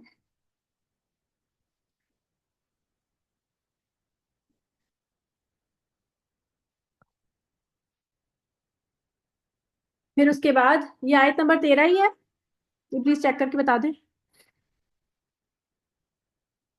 لولا جاءوا علیہ، جی یہی ہے. ٹھیک ہے. 14 ہے، 15 ہے، 14 ہے، 14 ہے آیت نمبر. یا اللہ، آیتوں کو کیا ہو گیا؟ نہیں، نہیں 13 ہے. 13 ہے یہ، 13 صحیح ہے. رائٹ 13 ہے. لولا ٹھیک ہے، جاءوا علیہ. ٹھیک ہے. لولا کیوں نہیں، جاؤ لائے. اب یہاں پہ بھی لائے کیوں کر رہے ہیں ہم؟ کیونکہ بی اربعین میں با کی پرپوزیشن آپ کو نظر آ رہی ہے. صحیح ہے. لولا کیوں نہیں لائے علیہ اس پر، بی اربعین 4 شہداء گواہ، یعنی یہ جو گواہی یہ جو انہوں نے بہتان لگایا تھا حضرت عائشہ پر، تو یہ 4 گواہ کیوں نہیں لے کر آئے اس بات پر، جو اس بات کی بارے میں زبان کھول رہے تھے. اب آپ کو ایک بات بتاؤں کہ جو شروع میں جو ہم نے 10 آیتیں پڑھی تھی نا، وہ آیتیں ترتیب نزولی میں بعد میں آئی ہیں، لیکن کتابی جو ترتیب ہے اس میں پہلے رکھی گئی ہیں. یعنی کہ وہ جو آیتیں جس میں حد قذف اور جھوٹ کے اوپر، یعنی اگر کسی نے کسی پر الزام لگایا تو اس کی سزا اور اگر کوئی ایسا زنا کرتے ہوئے پکڑا جاتا ہے تو اس کا جرم جو ہے یا اس کی سزا جو ہے وہ اس واقعے کے بعد نازل ہوا ہے، ٹھیک ہے، لیکن ترتیب کتابی میں یعنی کتابی ترتیب میں اسے پہلے رکھا گیا ہے تاکہ اس صورت کا ایک جلال اور اس صورت کی اہمیت کو اجاگر رکھا جائے کہ ایک دم جو آیت آ رہی ہے وہ ایک دم سخت سی آیت ہے نا، ایک دم سزا سے شروع ہو رہی ہے کہ وہ لوگ جو کہ زنا کریں ان کو 100 کوڑے مارو. تو واقعہ آلریڈی ہو چکا تھا اور پھر یہ ساری آیتیں بعد میں نازل ہوئی ہیں.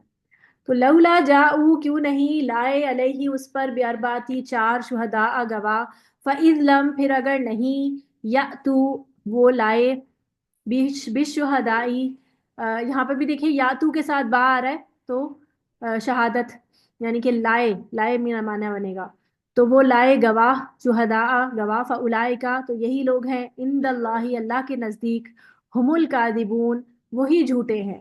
اصل میں جھوٹے کون ہیں؟ کذب کرنے والے کون ہیں؟ جو کہ گواہ نہیں لے کے آئے. اب یہاں پر بات تو وہی والی ہو رہی ہے حضرت عائشہ والی، لیکن یہ بات آپ کو میں نے پہلے ہی اوپر بتا دی تھی کہ اگر گواہ نہیں ہے تو پھر زبان نہیں کھولنی، بھلے سے بات سچی ہی کیوں نہ ہو.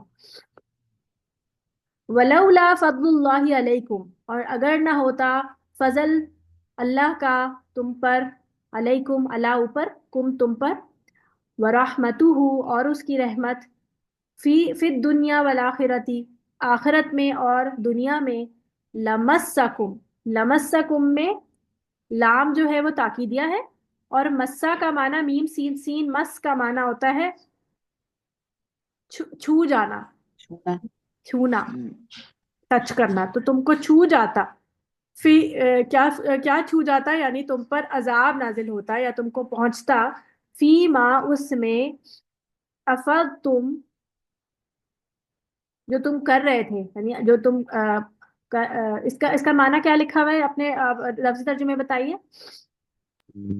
یقیناً پہنچ جاتا پڑ تمہیں، گئے تھے تم، پڑ گئے تھے تم پڑ گئے تھے گزرے تھے تم. فی ما اس میں جو پڑ گئے تھے تم، افضتم کا روٹ ورڈ، اس کا روٹ ورڈ مجھے نہیں سمجھ آ رہا، میرا خیال فا یا ضاد، فا یا ضاد، فا یا ضاد ہے، ٹھیک ہے، جزاک اللہ خیر. فا یا ضاد اس کا روٹ ورڈ ہے فیض سے. جس چیز میں تو پڑ گئے تھے یعنی اسی چٹخارے میں، اس چرچے میں، اس پروپیگنڈے میں جو تم پڑ گئے تھے، اگر تم پر اللہ کا فضل نہ ہوتا تو تمہیں کیا ہوتا؟ عذاب و ندیم، بہت بڑا عذاب ہوتا. یعنی کہ اگر حد نہ لگی ہوتی تو یہ مومن نہیں بچ پاتے نا. یہ 3 مومنوں کو تو اللہ تعالیٰ نے حد لگا کر اب 80 کوڑے کھانے کے بعد اب ان کو آخرت کے عذاب سے تو چھٹکارا مل گیا نا، نجات مل گئی. تو اللہ کا فضل اور رحمت یہ تھی کہ اس نے مسلمانوں کو بالعموم اور اپنے پیغمبر کو بالخصوص ان حالات میں صبر اور استقامت کی توفیق بھی دی، صبر کرنے کی. ورنہ منافقوں نے جس طرح مسلمانوں پر یہ زبردست وار کیا تھا، اگر مسلمان بھی جوابی کارروائی پر اٹھ کھڑے ہوتے تو حالات کوئی سنگین صورت اختیار کر لیتے. دوسرا یہ کہ ایک جگہ ہم نے وہاں پڑھا تھا نا کہ ابھی پیچھے جو ہم نے پڑھا تھا کہ یہ تمہارے لیے، تم اس کو برا نہ سمجھو بلکہ تمہارے لیے اچھا ہے، یہ والی آیت ہو گئی نا، یہ والی آیت ہو چکی ہے، پہلے ہو چکی ہے، ہاں یہ ہو والی چکی صحیح ہے. ہے، ہاں جی. تو اچھا کیا تھا، شر کیا تھا، اور یہ تمہارے لیے بہتر کیوں تھا؟ یعنی یہ جو ان لوگوں نے الزام لگایا تھا تو تمہارے لیے اس میں تم اس کو برا سمجھ رہے ہو، ظاہر سی بات ہے، برا محسوس کیا تھا کہ امہات المومنین یعنی اپنی ماں ہے نا، یہ تو اپنی ماؤں کے بارے میں ایسی کوئی بات سننا کسی کو بھی پسند نہیں ہوتی. اسی لیے تو آپ دیکھتے ہیں کہ لوگ جو ہوتے ہیں، جو اشتعال دلانے والے ہوتے ہیں، وہ ماں کی گالیاں اور بہن کی گالیاں، کیونکہ عزت انہی کے ساتھ منسوب ہوتی ہے نا، مردوں میں اس کے ساتھ اس سے بہت زیادہ حمیت اور غیرت جڑی ہوئی ہوتی ہے. غیرت، مرد کی غیرت جو ہے وہ کس کے ساتھ جڑی ہوئی ہوتی ہے؟ اب ایک چیز اور میں اپنے سمجھا دوں، ماں، بہن، بیوی اور بیٹی. مرد، کوئی بھی شریف اور با حیا مرد، ان کے بارے میں کوئی گندی بات، کوئی بری بات برداشت نہیں کرتا. کسی اور کے منہ سے کوئی ایسی بات برداشت نہیں کر سکتا.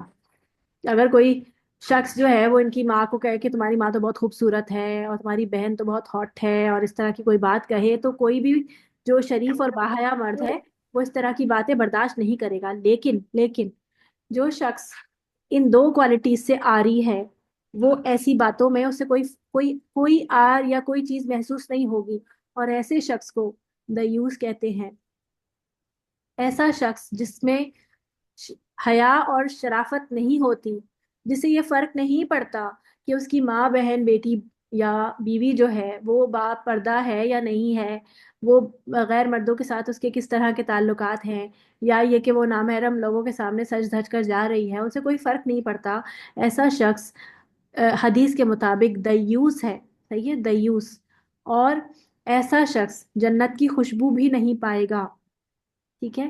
ایسا شخص جنت کی خوشبو بھی نہیں پائے گا جسے فرق نہیں پڑتا کہ اس کی ماں، بہن، بیوی، بیٹی بے پردہ گھومتی ہے یا وہ اس سے بھی زیادہ آگے ہے۔ مطلب یہ ایک سٹارٹ ہے، بے پردہ، اور پھر اس کے آگے۔ اب یہ بات آتی ہے کہ وہ کوشش پوری کرے کہ اپنی ان لوگوں کو کنٹرول کرنے کی۔ اگر وہ نہیں کنٹرول کر پا رہا وہ الگ بات ہے، کیونکہ اب ایک ٹائم دیکھیں، ایک تو ہوتی ہے آپ کی شروع سے تربیت، ٹھیک ہے، ایک تو شروع سے تربیت ہوتی ہے، آپ کا گھر کا ماحول ہی ایسا ہوتا ہے کہ آپ کی ماں بھی پردہ کرتی ہے یا ابا حیا ہوتے ہیں، ایک نارمل، ایک مڈل کلاس کا گھرانہ ہوتا ہے، جس طرح بھی ایک نارمل چیز ہوتی ہے کہ شروع سے ہی آپ کی ایک تربیت چل رہی ہوتی ہے۔ لیکن اگر فرض کریں کہ نارملی ایک ماڈرن گھرانہ تھا، بہت آزاد خیال تھے، اب ایک بچہ جو ہے، ایک لڑکا جو ہے وہ ذرا دینی ہو گیا ہے، تو اب کیا کرے گا؟ وہ سب کو مار پیٹ کے گھر میں بٹھائے گا کہ آلریڈی وہ بہت آزاد ہیں، تو اب وہ کیا کرے گا؟ ایسی صورت میں وہ تھوڑا بہت اپنی طرف سے کوششیں کرتا رہے گا، اللہ سے دعا کرتا رہے گا کہ تاکہ ان لوگوں کو ہدایت مل جائے، اور اپنے حد تک جتنا اس کا بس میں ہے، جتنا وہ کنٹرول کر سکتا ہے وہ کرتا رہے گا۔ تو پھر ایسی صورت میں تو پھر وہ اس عذاب سے بچ سکتا ہے، ٹھیک ہے۔ لیکن اگر وہ کچھ بھی نہیں کرتا اور کہتا ہے بس میں اپنی نماز پڑھتا رہوں اور یہ لوگ تو اب میرے سنتے نہیں ہیں، یا ویسے ہی وہ ان کو کچھ کہتا ہی نہیں ہے، وہ کہتا ہے جو تمہارے دل میں آتا ہے وہ کرو، تو ایسے میں پھر وہ بچ نہیں سکتا۔ تو پیچھے ہم نے وہ جو پڑھی تھی نا آیات، وہاں پہ مجھے یہ بات بتانی تھی آپ کو، میں بھول گئی تھی کہ وہ زانی مرد زانی عورتوں کو پسند کرتا ہے اور زانی عورتیں زانی مردوں کو ہی پسند کرتی ہیں۔ اس کا مطلب میں نے آپ کو پاس میں پہلے بتایا تھا نا کہ آزاد خیال بھی ایک طرح سے اسی طرح ہے۔ دیکھیں، زنا جو ہوتا ہے نا وہ صرف ایکٹ نہیں ہوتا، حدیث کے مطابق کان بھی زنا کرتا ہے، زبان بھی زنا کرتی ہے، اور آنکھ بھی زنا کرتی ہے، اور پھر حدیث کے الفاظ کے مطابق یہ مطلب مفہوم ہے کہ پھر شرم گاہ تو اس کی صرف تصدیق کرتی ہے۔ یعنی یہ چیز، یعنی کہ یہ جو ایٹ دا اینڈ ہے نا بات، یہ ایکشن ایسے ہی نہیں ہو جاتا، اس کے لیے پورا ایک ماحول ہے۔ یعنی کہ وہ پہلے آپ کی نظر اٹھی، پھر آپ کو وہ اچھا لگا، پھر آپ نے اس سے باتیں شروع کی، کان میں باتیں پڑنا شروع ہوئیں، کان، آپ کو پتہ ہے آنکھیں، کان، یہ دل کے اندر جانے کی کھڑکیاں ہیں نا، ان پٹ ڈیوائسز ہیں۔ تو ان سے جب نامحرم نے آپ سے بات کی، اس نے کچھ اور زیادہ نرم لہجے میں بات کی اور آپ کے دل میں آنے لگی بات، آپ کو وہ اچھا لگنے لگا، پھر وہ آگے اور بات بڑھی، پھر اس کے بعد جو ہے وہ کوئی آگے اور کوئی ایکٹ ہوا ہے، تو یہاں شروع میں ہی یہاں پر سد باب کیا جائے گا، روک تھام کی جائے گی کہ آپ کی آنکھیں بھی جھکی ہوئی ہونی چاہیے، آپ کسی نامحرم مرد کو دیکھیں بھی نہیں۔ اب آگے ہم ان سب چیزوں پہ آتے ہیں۔ ایک منٹ، ہماری آیت کون سی تھی ابھی؟ آیت نمبر 13 ہو گئی تھی، آیت نمبر 14 پہ آ جاتے ہیں۔ اس جب تلقونہ، لے رہے تھے، ملاقات ہوتا ہے، اس کا روٹ ورڈ ہوتا ہے لام قاف یا لقی سے، ملاقات بھی اسی سے ہوتا ہے، تو یعنی لے رہے تھے تم، مل رہے تھے تم، اس جب تلقونہ، تم لے رہے تھے اسے، بِأَلْسِنَتِكُمْ، اپنی زبانوں سے، یعنی تم اس کو منہ سے منہ آگے جب بات چل رہی تھی، وَتَقُولُونَ، اور تم کہہ رہے تھے، بِأَفْوَاهِكُمْ، اپنے منہوں سے۔ اس کا روٹ ورڈ کیا ہوتا ہے؟ فا، واو اور ہا، یہی ہوتا ہے نا روٹ ورڈ، فو، ہاں یہی ہے، کافی، میرا خیال ہے یہی روٹ ورڈ ہے اس کا، منہ کو ہاں کہتے ہیں۔ فا وا، پھر ہے بیافواہہم، اپنے منہوں سے، ما نہیں، لیسا، ما جو نہیں، ما جو، لیسا نہیں، لکم تھا، بھی تم، جس کا، علم، کوئی علم، یعنی جس کا نہیں تھا تمہیں کچھ بھی علم، یا اس کا علم تمہیں نہیں تھا، اس کا علم یعنی تمہیں جس بات کا علم تھا وہ تم باتیں نقل کر رہے تھے۔ وَتَحْسَبُونَهُ، اور تم سمجھ رہے تھے اسے، ہین، ہینن، ہین، देखिए हयन का रूट वर्ड हा वाव नून, और लयन का माना भी लाम या नून होता है। हयन का माना होता है आसान, लयन का माना होता है नर्म। तुम इसको आसान समझ रहे थे। नबी करीम सल्लल्लाहु अलैहि वसल्लम के बारे में आते ना कि आप लिनता लहुम, हमने पढ़ा था सूरह आल इमरान में कि आप उनके लिए नरम दिल हैं। और लयन, लयन का माना होता है नर्म। लीन हर्फ भी इसी से होता है। लीन हर्फ अरबी जबान में पढ़ते हैं ना, लीन हरूफ नरमी से आता है। तो हयन और लयन ये दोनों लफ्ज ना अरबी जबान में बहुत ही आम बोले जाते हैं, ये आपको पता होने चाहिए। हयन का माना तुम इसको बहुत आसान समझ रहे थे, यानी क्या इजी समझ रहे थे। वह हुआ, हालांकि वो इंदल्लाही अल्लाह के नजदीक वजीमुन बहुत बड़ी बात थी कि तुम किसी के किरदार पर ऐसी बात कहो, ऐसा झूठ बोलो कि जो उसने किया नहीं। यानी पहले हमने सूरह हुजरात में गीबत पढ़ी थी ना, गीबत क्या थी, छोटा गुनाह था, मतलब इसके इसके तोहमत के हवाले से गीबत। और फिर जब तोहमत इस पर आई तो ये बहुत बड़ी बात है कि तुम किसी के बारे में, यानी कि गीबत तो ये होती है ना कि आपने किसी के बारे में कहा कि भाई वो खाना बहुत गंदा बनाती है, वो जो है ना वो कपड़े बहुत गंदे पहनती है, उसका ना ड्रेसिंग सेंस बहुत खराब है, ये गीबत है। सही है, लेकिन अगर आप कहते हैं गीबत ही में आप किसी पर बोहतान लगाते हैं, तुम्हें पता है फलां का चक्कर उसके साथ है, तुम्हें पता है फलां ने उसके साथ जो है वो छुप के शादी कर रखी है, या हो सकता है उन्होंने शादी नहीं की हुई, और इस तरह की बातें हम करते हैं, ये बहुत बड़ी बात है, ये छोटी बातें नहीं है। तो अल्लाह ताला कह रहे हैं ये बहुत बड़ी बात है अल्लाह के नज़दीक। इंसान के झूठा होने के लिए यही काफ़ी है कि वो सुनी सुनाई बातें को आगे बढ़ा दे। ये हदीस का मफहूम है। महज सुनी सुनाई बात को बगैर तहकीक के आगे बयान करना कबीरा गुनाह है। आप सल्लल्लाहु अलैहि वसल्लम ने फरमाया कि किसी इंसान के झूठा होने के लिए यही बात काफ़ी है कि वो जो कुछ सुने उसे आगे मुंतकिल कर दे।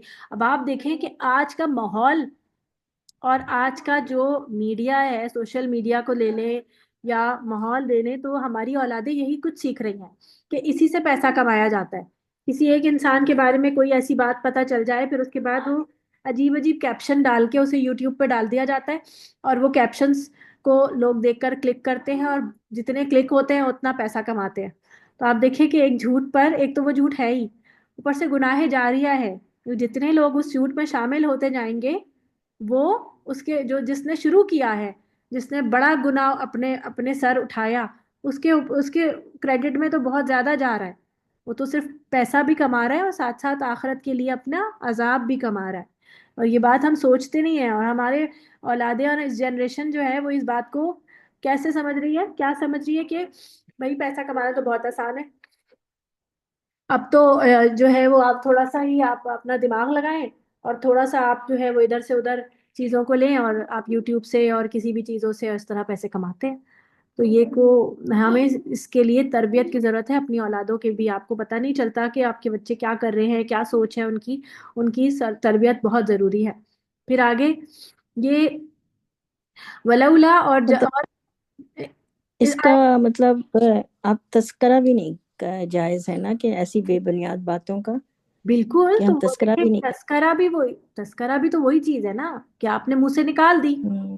बात कहे कि आप मुंह से नहीं निकालेंगे, ऐसी बात आपने करनी ही नहीं। आप देखिए पहले जमाने में लोग बड़े मोहतात होते थे, जो मतलब मतलब सही तरबियत के अच्छे लोग होते थे ना। आप देखें कि बहुत सारी चीजों को वो टैबू लेते थे, और ऐसी बात किसी के बारे में नहीं करते थे कि नहीं, और ऐसी बात करते ही फौरन औरतें अपने मुंह पर हाथ रखा करती थी कि नहीं बोलनी ऐसी वो बात। है ना, खामोशी हजार बला टालती है, तो बस खामोशी रहे बंदा।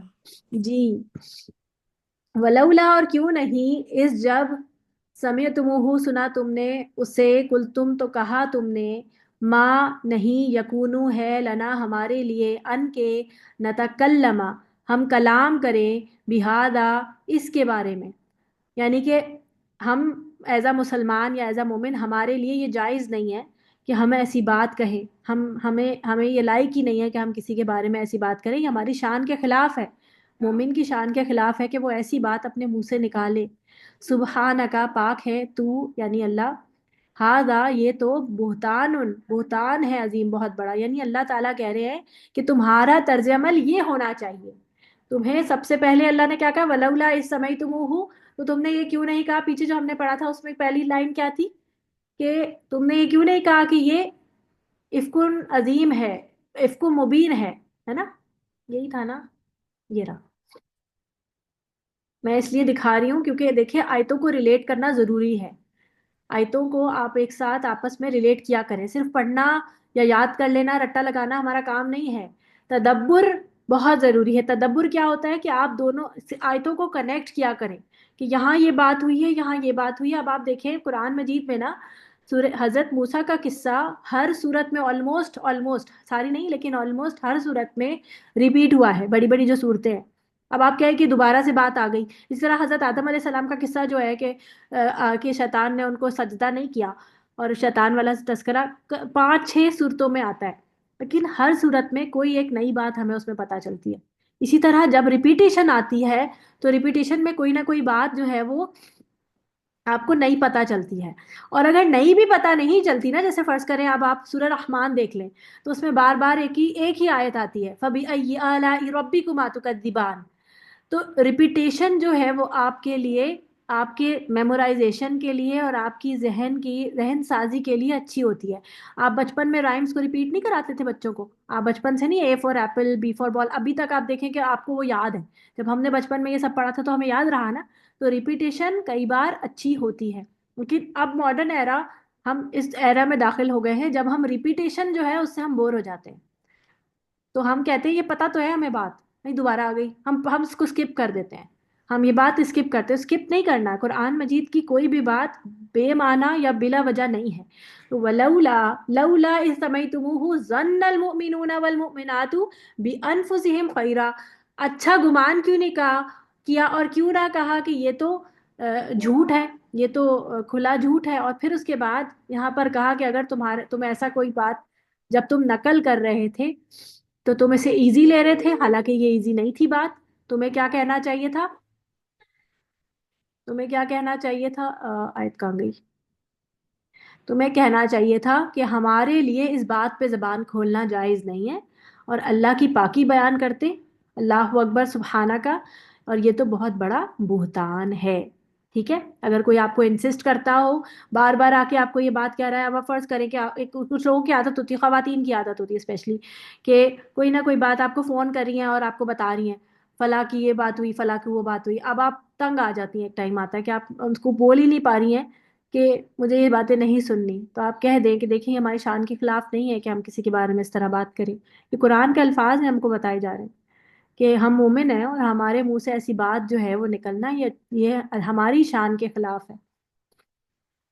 यईदुकुम, नसीहत करता है तुम्हें अल्लाह, अल्लाह। क्या रूट वर्ड है यईदुकुम का? वाज वाओ एंड जा। वाज वाव जो है वो गिर गया है, वाव आइन ज़ा, या तो वो है सही है, आइन ज़ा रह गया खाली, और कुम तुम है। वाजो नसीहत हम उर्दू में भी बोलते हैं ना, वाज और नसीहत एक ही माने में होता है, सिनोनिम्स है एक दूसरे के। वो नसीहत करता है तुम्हें अल्लाह, अल्लाह। अब यहाँ पर हम वो नहीं बोलेंगे क्योंकि अल्लाह यहाँ पर इसम जाहिर मौजूद है। जब फेल का इसम जाहिर होता है तो फिर हम प्रोनाउन नहीं लगाते तर्जुमे में। नसीहत करता है तुम्हें अल्लाह, अन के ताऊदू, तुम लौटो, आइन वाओ दाल, औद यानी लौटना, अयादा, यादा भी इसी लफ्ज से होता है। हम कहते हैं ना अयादा करें, वापस लौटाएं, रिवीजन करें। तो ये तुम रिवाइज करो इस बात को, लिमिसली ही, इस जैसी, अबदन कभी भी, यानी ऐसी बात या ऐसा काम तुम कभी दोबारा करो। इस बात के लिए तुम्हें अल्लाह ताला वाज या नसीहत या वार्न करता है। इन कुंतुम मुमिनीन, अगर तुम मोमिन हो। ये देखें तरबियत हो रही है। तो जब हमने पीछे पढ़ा था ना कि शर्रुल लकुम खैरुल लकुम, कि तुम्हें लगा कि ये बहुत ही बुरी बात थी कि जो हमारे साथ हो गया, तो अल्लाह ताला कह रहे तुम उसे शर्रुल शर्रुल लकुम ना समझो, बल्कि वो तुम्हारे लिए खैरुल लकुम था। क्यों था? कि इससे तुम्हारी तरबियत हो गई।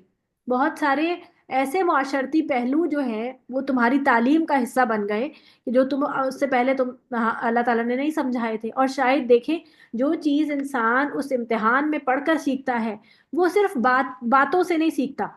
देखिए जब आप डॉक्टर बनते हैं, इंजीनियर बनते हैं, तो किताबों से बहुत सारी चीज़ें सीखते हैं, लेकिन जब तक आप फील्ड में नहीं उतरते, आप किसी मरीज को प्रॉपरली एग्जामिन करके फिर उसका इलाज नहीं करते, तब तक आप वो चीज़ नहीं सीख पाते जो किताबों में आप पढ़ रहे थे। वो आपको सही तौर पे उस वक्त समझ आता है। इसी तरह जब आप किसी आजमाइश में पढ़ते हैं, जब हम पर कोई आजमाइश आती है, تب ہم جو چیزیں سیکھتے ہیں وہ ہم کبھی نہیں بھولتے، ہے نا. اسی لیے ہم آپ کا ٹیسٹ لیتے ہیں. تو آپ لوگ کہتے ہیں کہ ٹیسٹ نہیں دیں گے، بس ہم سن لیں گے. تو آپ کو وہ علم نہیں آتا جب تک کہ آپ ٹیسٹ سے نہیں گزرتے، امتحان سے نہیں گزرتے. اور جب آپ امتحان میں کوئی چیز لکھتے ہیں اور آپ کو یاد نہیں آ رہی ہوتی ہے، اور پھر آپ سوچتے ہیں پھر وہ غلط ہو جاتی ہے. پھر جب آپ کا پیپر چیک ہو کے آتا ہے تو آپ وہ غلطی دیکھتے ہیں، اچھا یہ تو مجھے پتا تھا لیکن میں کر نہیں پائی، چلو ابھی جو یاد رہے گا. اور وہ یقیناً آپ کو ہمیشہ یاد رہتا ہے، پھر وہ چیز آپ بھولتے نہیں ہیں کبھی. تو تو یہ جو تربیت ہوئی آزمائش کے ساتھ وہ تمہارے لیے بہتر تھی، اور اللہ تعالیٰ نے کہا کہ یہاں پر تمہیں اس چیز کا اعادہ نہیں کرنا. یعنی آئندہ منافقوں کی ایسی چالوں سے ہوشیار اور چوکس رہنا ہے، اور پیغمبر اسلام اور آپ صلی اللہ علیہ وسلم کے گھر والوں کی عظمت اور شان کو بھی دھیان میں رکھنا ہے کہ ان کے بارے میں کبھی ایسی کوئی بات منہ سے نہیں نکالنی. یہ آج تک کے لیے بھی ہے کہ آج بھی ہم کیا کہتے ہیں، اہل بیت، نبی کریم صلی اللہ علیہ وسلم کے اہل بیت، ان کے بارے میں کوئی ایسی بات منہ سے نہ نکالیں. اور آپ کو پتہ ہے کہ جو اہل تشیع ہیں وہ بہت زیادہ اس کے بارے میں غلط باتیں، اہل بیت کے بارے میں غلط باتیں کرتے ہیں، اسپیشلی حضرت عائشہ، حضرت ابو بکر، حضرت عمر.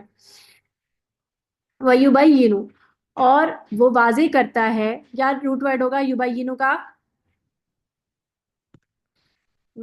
با یا جی با بینا. یا نون، کیا معنی ہوتا ہے بینا؟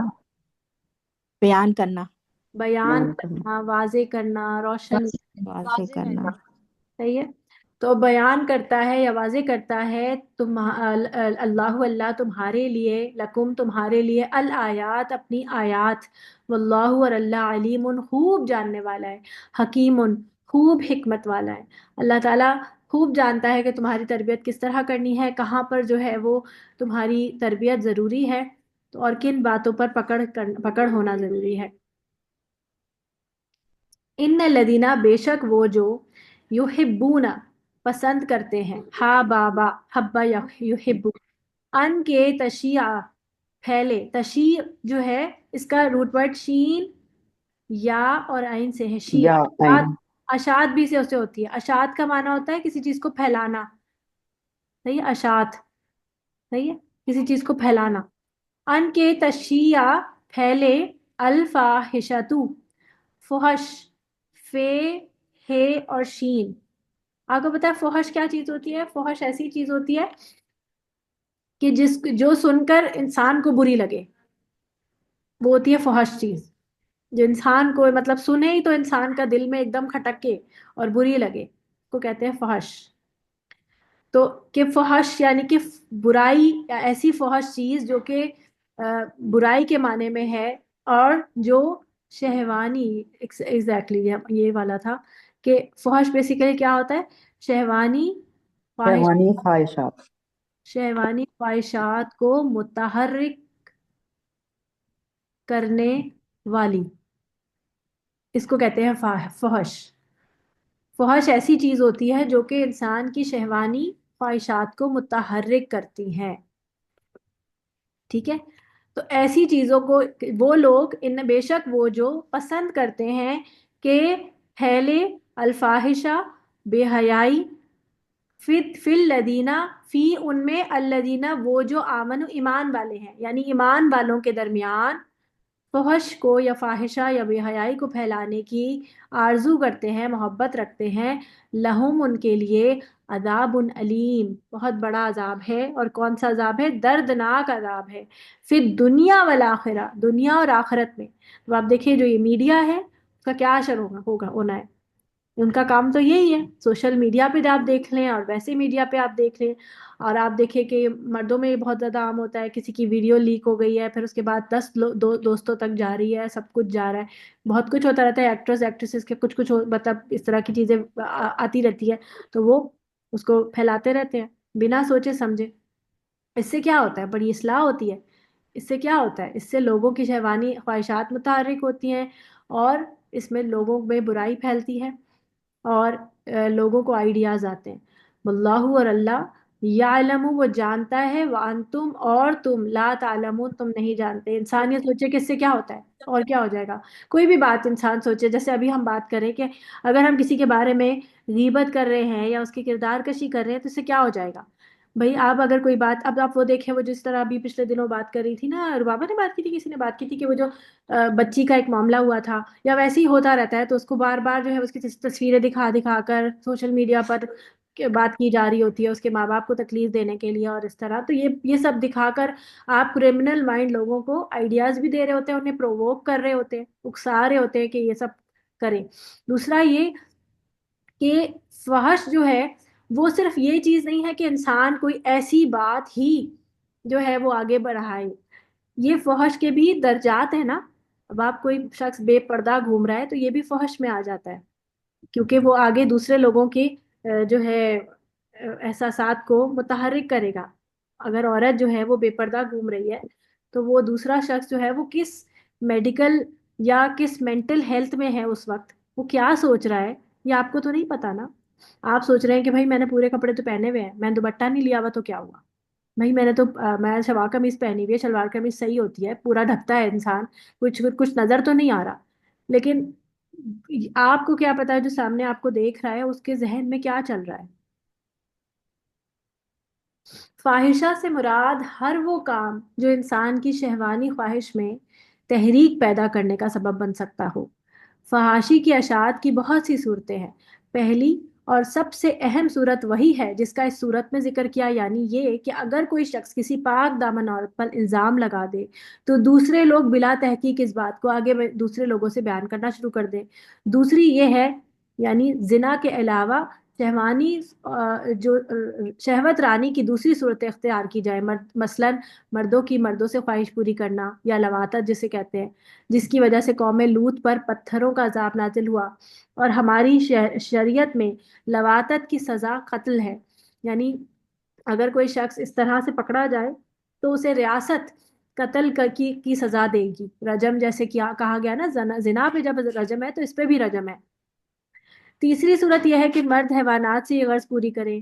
اس کے متعلق رسول اللہ صلی اللہ علیہ وسلم نے فرمایا کہ اگر تم دیکھو کہ کوئی شخص حیوان پر جا پڑا ہے تو اس کو بھی اور اس حیوان کو بھی مار ڈالو۔ چوتھی صورت یہ ہے کہ عورتیں عورتوں سے ہم بستری کریں۔ شریعت نے عورتوں کے لیے بھی سطر کی حدود مقرر کر دیے ہیں، یعنی کوئی عورت کسی عورت کے سامنے بھی ناف سے لے کر گھٹنے تک کا حصہ کسی صورت میں بھی نہیں کھول سکتی، سوائے وہ گائنیکولوجسٹ، جو آپ کو پتا ہے کہ پھر وہ تو ایک میڈیکل مسئلہ ہے۔ پھر آج کل فحاشی کی اشاعت کی اور بھی بہت سی صورتیں ایجاد ہو گئی ہیں جو آپ کو پتہ ہی ہیں۔ تو یہ تمام چیزیں جو ہیں، ان سب چیزوں پر روک تھام بہت ضروری ہے، اور یہ ریاست کی ذمہ داری ہے۔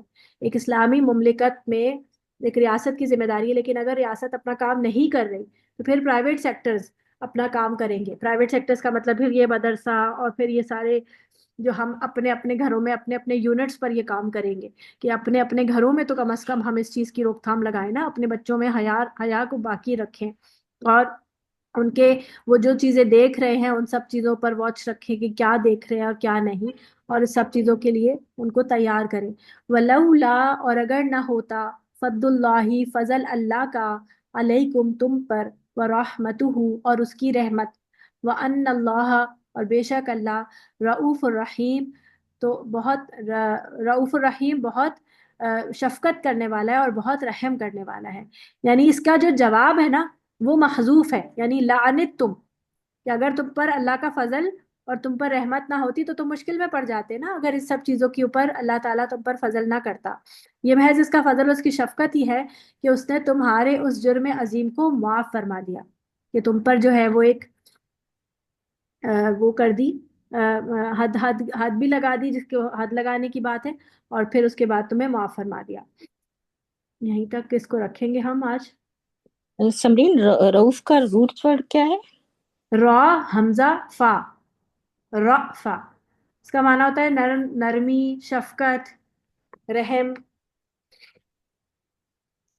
یہیں تک رکھیں گے اس کو۔ جی کوئی کچھ کہنا چاہ رہے؟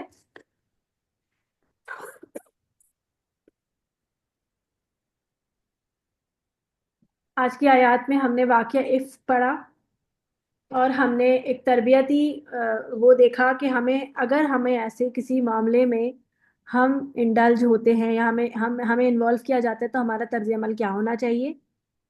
اگر ہم خود ایسی سچویشن میں ہوتے ہیں تو ہمارے ساتھ ہمارا کیا रद्द अमल होना चाहिए, ये सीखा हमने। और हमने ये सीखा कि हर बात पर हमें वोकल होना ज़रूरी नहीं है, हर बात पे अपने ज़बान चलाने की हमें ज़रूरत नहीं है। जी फरहाना। एक चीज सीखा मैंने, बल्कि बहुत ज्यादा आप लोगों से सीखा जिक्र फाउंडेशन से, कि पहले मैं भी नमाज पढ़ती थी, तो किसी ने कहा, बयान सुन रही थी, बयान में बड़े ही कोई माशाल्लाह फरत हाशमी है, तो उन्होंने कहा कि ऐसा देखा आपने कि कुरान भी पढ़ता हो, नमाज भी पढ़ता हो और वो गाना भी सुनता हो। तो एग्जैक्टली मैं ये काम कर रही थी। तो ये मैं अपनी ऐप है मेरा, लेकिन ये मेरा जिक्र अकाउंट फाउंडेशन से छूटा है कि हम जैसे अब गाना तो नहीं सुनते, वो सब चीजें तो यंग चीजों में था उस वक्त कर रहे थे, लेकिन अब क्या कर रहे हैं, गीबत कर रहे हैं, चुगलखोरी कर रहे हैं, बदगुमानी में रह रहे हैं। तो ये एक अच्छी प्रैक्टिस हो रही है मोमिन का। ये प्रैक्टिस इतना फैंटास्टिक कैसे होगा, सिर्फ और सिर्फ अल्लाह से लॉ लगाने से होगा, कुरान से जोड़ने से होगा। जी बिल्कुल। आप अपनी रूटीन देखिए, मैंने आपको बताया ना कि औरतों का काम जो है ना, औरतों का जो मिशन है वो इन सब चीजों से बहुत ऊपर है। कि भाई सास ने मुझे ये कह दिया, देवरानी मेरे से ऐसे कपड़े क्यों पहन रही है, जेठ की बेटी या बेटा जो है वो फला कॉन्वेंट स्कूल में जा रहा है तो मेरा बच्चा भी जाना चाहिए। ये तमाम चीजों से हमारा जो मकसद है ना वो बहुत ऊपर है। हमारी प्रायोरिटीज बहुत डिफरेंट है इन चीजों से, जिन चीजों में हम पड़े हुए हैं कि हम जो है वो ब्रांडेड कपड़ा पहनना है, फलाने ये मेरे जैसे सूट क्यों पहन लिया, और मैं जो है वो अब शादी आ रही है तो मैं नए कपड़े बनाऊंगी क्योंकि वो फला कपड़े मैंने पहले पहन लिए थे तो अब मुझे नए कपड़े बनाने हैं। इन फिक्रों से ना अपने आप को निकालें। और असल में हमारा जो काम है ना वो है नस्लों की तरबियत, हमें नस्लें बनानी है। एक बड़ा मजेदार सा जुमला मैंने पढ़ा कि जब फलस्तीन में जंग हो रही थी तो बहुत सारे बच्चे यतीम हो रहे थे और कितने छोटे छोटे बच्चे बेचारे ऐसे अकेले रह गए थे, सारे सारे माँ बाप सब मर गए, बहन भाई मर गए, एक बच्चा बचा है। तो एक खातून ने कहा अपने हस्बैंड से कि दिल चाहता है कि इन बच्चों को अडॉप्ट कर लें और हम अपने बच्चों के साथ इनको भी पालें, इनकी तरबियत करें। तो उनके जो हस्बैंड थे उन्होंने कहा कि जब ये जंग एंड होगी, यानी कि जब ये हाँ खत्म होगी, तो हम अपने बच्चे भी फलस्तीनियों को दे देंगे कि हमारे बच्चों की तरबियत करें। हम उनके बच्चों की क्या तरबियत करेंगे, उनकी तरबियत तो आप देखें कैसी हुई हुई है। जब उनको देखा हमने at the end of the जंग, यानी कि जितना टाइम हमने गुजरा और हमने जो जो मुशाहिदे किए, तो हमें पता चला कि भाई उन्होंने तो अपने बच्चे बच्चे की, छोटे छोटे बच्चे की क्या तरबियत की हुई है कि वो बच्चा इतने सी उसके पास छोटी सी ब्रेड का पीस है तो वो उसमें से भी शेयर कर रहा है। वो बच्चा अल्लाह अल्लाह को पुकार रहा है, वो दुश्मन को बद्दुआएं नहीं तो दे रहा है जो भी है, लेकिन वो अल्लाह को पुकार रहा है मदद के लिए। वो लोगों के सामने हाथ नहीं फैला रहा, वो अल्लाह से मांग रहा है और वो हर मुसीबत पे सब्र कर रहा है। तो हमारा काम ये है कि हम एक ऐसा रोल मॉडल पेश करें अपने अपने आप की सूरत में भी, कि हमारी औलादें जो हैं वो बेहतर माहौल में और बेहतर इंसान और मोमिन बने।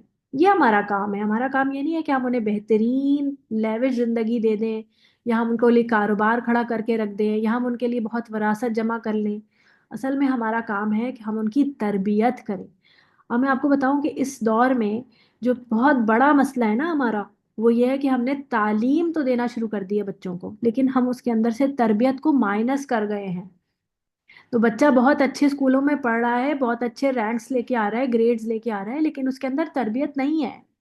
वो बच्चा मैं बेसिक महसूस इल्म करती हूँ, अदब मैं इतनी है बड़ी हो गई, आ रही है। ठीक है, बात इंटरप्ट कर रही हूँ, लेकिन मैंने महसूस किया कि मैं तो इतनी बड़ी हो गई। आप बच्चों की बात करी, मेरी तरबियत तो नहीं हुई। मैंने जब कुरान को से जोड़ी तो मैंने कहा मेरी तो तरबियत ही नहीं हुई। मेरी तरबियत तो अब हो रही कुरान से जोड़ने के बाद। तो मैं अल्हम्दुलिल्लाह। अपनी एक्सपीरियंस शेयर करती हूँ, और भी इतने अच्छे अच्छे स्टूडेंट्स हैं, इतने वेल एजुकेटेड भी हैं। मैं तो इतनी काबिल भी नहीं हूँ, लेकिन फिर भी बोल पड़ती हूँ। तो बोलने से क्या होगा कि हम ना एक दूसरे से सीखते हैं। स्टूडेंट्स इतने सारे हैं लेकिन सब चुप रहते हैं, तो मुझे वो होता है कि बोलने से क्या होगा कि हम एक दूसरे से सीखेंगे, एक दूसरे के हाथ पकड़ पकड़ के चलेंगे ना। तो आप कहती हैं जंजीर मोती माला बनना है, कैसे बनना है? बिल्कुल बिल्कुल ऐसा ही है। एक दूसरे से सीखें। और जैसे अब आप लोगों को ग्रुप्स में हम इसीलिए कहते हैं कि आप लोग सब अपना पार्टिसिपेट क्या करें, बोला करें। क्लास में जाहिर है इस वक्त इतना मौका नहीं होता, कुछ ही लोग बोल पाते हैं, लेकिन जो लोग बोलना चाहते हैं, जब मैं कहती हूँ कि आप लोग कुछ कहना चाहेंगे तो आप लोग बोला करें, ताकि باقی لوگ بھی آپ کی باتوں سے جو ہے وہ سیکھ سکیں، میں سیکھ سکوں، مجھے بھی سیکھنا ہوتا ہے آپ لوگوں سے، صرف میں سکھا تو نہیں رہی یہاں پہ بیٹھ کے، بہت سی چیزیں میں آپ لوگوں سے سیکھتی ہوں، تو میرے ساتھ بھی آپ لوگ شیئر کیا کریں۔ مجھے لگتا ہے آپ مجھ سے زیادہ اپنی گروپ ٹیچر سے زیادہ پیار کرتے ہیں، ان لوگوں سے زیادہ میں جب جب آپ لوگوں کے گروپس میں جاتی ہوں ماشاءاللہ بہت سب بول رہے ہوتے ہیں، لیکن کلاس میں ذرا کم کم بول رہے ہوتے ہیں۔ مجھے لگتا ہے آپ کی زیادہ ایفیلیشن اپنی ٹیچر سے زیادہ ہے۔ حالانکہ آپ اتنی براؤنی نہیں ہے۔ ہاں میں زیادہ ڈراؤنی ہوں، شاید آپ لوگوں کی ایفیلیشن جو ہے وہ ان لوگوں سے ساتھ زیادہ ہے۔ جی منصورہ کیا کہہ رہی ہیں؟ جی میم الحمدللہ، یہ نہیں ہے بات ایسی کہ آپ سے بات نہیں کرتے، ہمیں سن کے بہت کچھ سمجھنے کو اور آپ کو دیکھ کے خاص کر بہت موٹیویٹ ہوتے ہیں کہ اللہ تعالیٰ ہمیں بھی آپ کی طرح استقامت دے، اسی طرح کوشش کرتے ہیں، لیکن وہی بات ہے کہ کبھی نہ کبھی پھر وہی شیطان کے جنگل میں پھنس جاتے ہیں۔ وہ تو سب کے ساتھ ہی ہے نا، یہ سب تو صرف آپ کے ساتھ نہیں ہے، ہمارے ساتھ بھی ہے، میرے ساتھ بھی ہوتا ہے، ایسا تھوڑی ہوتا ہے کہ میں کوئی دودھ کی دھلی ہوں یا لیکن میں میم کوئی آپ بہت ماشاءاللہ خاص پھر ہوں۔ بھی مینٹین رکھتی ہیں نا، آپ کا تو ماشاءاللہ کوشش ظاہر ہے، آپ اگر کوشش مینٹین کرتے نہ ہیں، رکھ سکے تو آپ اس طرح دیکھیں کلاسز بھی میرے لیتی لیے ہیں۔ بھی موٹیویشنز آپ لوگ ہوتے ہیں، یقین کریں کہ میں آپ لوگوں کو دیکھ کے موٹیویٹ ہوتی ہوں کہ یہ لوگ پڑھ رہے ہیں تو مجھے پڑھانا ہے، مجھے آنا ہے یہاں پر کلاس میں آنا ہے، میں چھٹی کر لوں، میرا دل چاہ رہا ہے میں سو جاؤں، میں نہیں آؤں، تو میرے لیے موٹیویشن ہوتی ہے نہیں اسٹوڈنٹس میرا انتظار کر رہے ہیں تو مجھے جانا ہے۔ اگر آپ لوگ آنا بند کر دیں تو میری موٹیویشن کہاں سے رہے گی؟ تو میں بھی تو آپ لوگوں سے موٹیویٹ ہوتی ہوں، آپ مجھے دیکھ کے، اس لیے تو الحمدللہ آپ دیکھیں جماعت پہ اللہ کا ہاتھ ہوتا ہے نا، ایک دوسرے سے تقویت ملتی ہے، ایک دوسرے سے انسان بے ہوتا ہے۔ شک۔ میں کہہ رہی ہوں نا کہ آج ہمارا دن ایسا تھا، صبح سے لائٹ نہیں ہوتی ہے، میٹ کی بھی طبیعت خراب ہو گئی، کام بھی سارے پھیلے ہوئے تھے، تو لگ رہا تھا کہ شاید آج تو کلاس ہی نہیں ہو پائے گی، لیکن بس اللہ کا شکر ہے، اللہ تعالیٰ ہی الحمد للہ الذی ہدانا لہذا، یہ اللہ کا کرم ہوتا ہے کہ ہم یہاں پر آ کے بیٹھ جاتے ہیں اور ہم کلاس ٹائم پہ شروع اچھا کر میم، دیں۔ میں نے ایک سوال پوچھنا تھا معذرت کے ساتھ۔ جی جی۔ دراصل میں سیپریٹ ہوتی ہوں بالکل ہی اکیلی گھر میں، تو ہوں اگر میرے پاس کوئی گیسٹ آ جاتا ہے تو ہوں آپ کی کلاس بھی میں نے جوائن کی ہوئی ہے، اب وہ آئے بھی، یعنی کہ مثال کے طور پہ کوئی میری ایک ایسی کزن ہے کہ وہ بہت نا ذرا کر اپنے آپ کو موٹیویٹ کر رہی ہے دین سے جڑنے کے لیے، تو وہ جب بہت زیادہ پریشان ہوتی ہے نا تو وہ آ جاتی ہے کہ ایک فزیکل نہیں، مینٹلی نا اس کو تھوڑی سی اسٹرینتھ مل جاتی ہے کہ وہ عمل کر سکے، کچھ نہ کچھ دین کی باتیں پڑھ لے، سن لے۔ ٹھیک ہے۔ تو اب آپ کی کلاس بھی سٹارٹ ہے، ہوں اگر میں آپ کی کلاس کو میوٹ کر کے اس سے بات کروں تو یہ گناہ نہیں ہے؟ کوشش اب وہ بھی آ گئی ہیں، اب آپ کی طرف پرائیورٹیز، آپ میری ریکارڈنگ بھی آپ سن سکتی ہیں، آپ کوشش آپ کہیں ان سے کہ آپ بھی سن لیں، کلاس آئیں تھوڑا سا سن لیتے ہیں، ہو سکتا ہے وہ قرآن سے ہی جڑ نہیں جائے۔ نہیں، میں آپ کے لیکچر جو ہے نا، میں آپ کی، اس کو پتہ ہے کہ میں آپ کی کلاس لیتی ہوں، پھر میں آپ کی باتیں بھی اس سے ڈسکس کرتی ہوں اس کو موٹیویٹ کرنے کے لیے، آپ کی اکثر باتیں اس سے ہوتی ہے، لیکن وہ بچوں کو چھوڑ کے وہ بھی اکیلی ہے، دور سے آتی ہے، اس کا ٹائم لمیٹڈ ہوتا ہے، تو مجھے یہ تھا کہ یہ گناہ تو نہیں ہے کہ جب آپ نے، کیونکہ آپ نے ایک لیکچر دیا تھا اس میں بولا تھا کہ آپ قرآن کو پیچھے چھوڑ کے دنیاوی بات کوئی کرو یا کسی کو فضیلت دو، قرآن کو پیچھے ڈالو تو وہ گناہ ہے، پھر اس لیے میں نے یہ سوال کیا۔ بس بات وہی ہے کہ عہد جو ہے نا وہ ہمارے بہت ضروری ہیں، جس چیز کا عہد ہم نے کیا ہوا ہے وہ ہمیں اس وقت وہ کام کرنا ہے، پھر مجبوریاں جہاں پر آ جاتی ہیں تو پھر ہم ظاہر سی بات ہے، اب جیسے اگر میں کسی کی کلاس لے رہی ہوں اور اس ٹائم میرا بچہ جو ہے وہ گر جاتا ہے، اسے چوٹ لگ جاتی ہے، تو پہلے میں کیا دیکھوں گی؟ پہلے میں اپنے بچہ دیکھوں گی یا پھر میں کلاس کو ہی دیکھتی رہوں گی؟ میں میوٹ کر کے، کیونکہ آپ لوگ ویٹ کر سکتے ہیں اور میں جا کر اپنا بچہ دیکھ سکتی ہوں، تو پھر میں آپ لوگوں سے معذرت کروں گی کہ ایک منٹ رکے میں اپنا بچہ دیکھ لوں، اس کو زیادہ چوٹ تو نہیں لگی۔ تو اسی طرح اگر کوئی آپ کے انسپیکٹڈ گیسٹ آ جاتے ہیں تو پھر آپ کلاس کو جو ہے وہ مطلب آپ لیو کر دیں اور آپ بعد میں پھر ریکارڈنگ سن لیں، پھر یہی کر سکتی ہیں، لیکن اس طرح سے آپ کہ ٹھیک ہے، آپ اٹینشن بھی آپ ہے، اٹینڈنس بھی لگ رہی ہے اور آپ ہیں بھی نہیں، تو یہ تھوڑا سا پھر معاملہ ایسا ہو جاتا ہے ڈفرینٹ، کہ ٹھیک ہے آپ میم، سن بھی نہیں جزاک رہی ہیں اور اللہ خیر۔ آپ نا ایک طرح سے پھر یہ نا شیطان یہاں سے وار کرتے ہیں کہ آپ نے سن تو لیا نا، ہاں تھوڑا بہت ہم نے سن تو لیا نا، جب آپ بند کر دیں گی نا تو پھر آپ کے ذہن پہ ٹینشن رہے گی کہ میں نے سننا تھا، کوئی بھی چیز مس ہو گئی جی ہے، اور اگر کہ لگی رہے گی تو آپ کے ذہن میں ہوگا کچھ نہ کچھ تو کان میں پڑا ہی تھا نا، آپ دوبارہ نہیں سنیں گی پھر آپ کو کلاس۔ ٹھیک ہے میم، ٹھیک ہے، جزاک اللہ خیر۔ وہی کی جی۔ کرن آپ بتائیں۔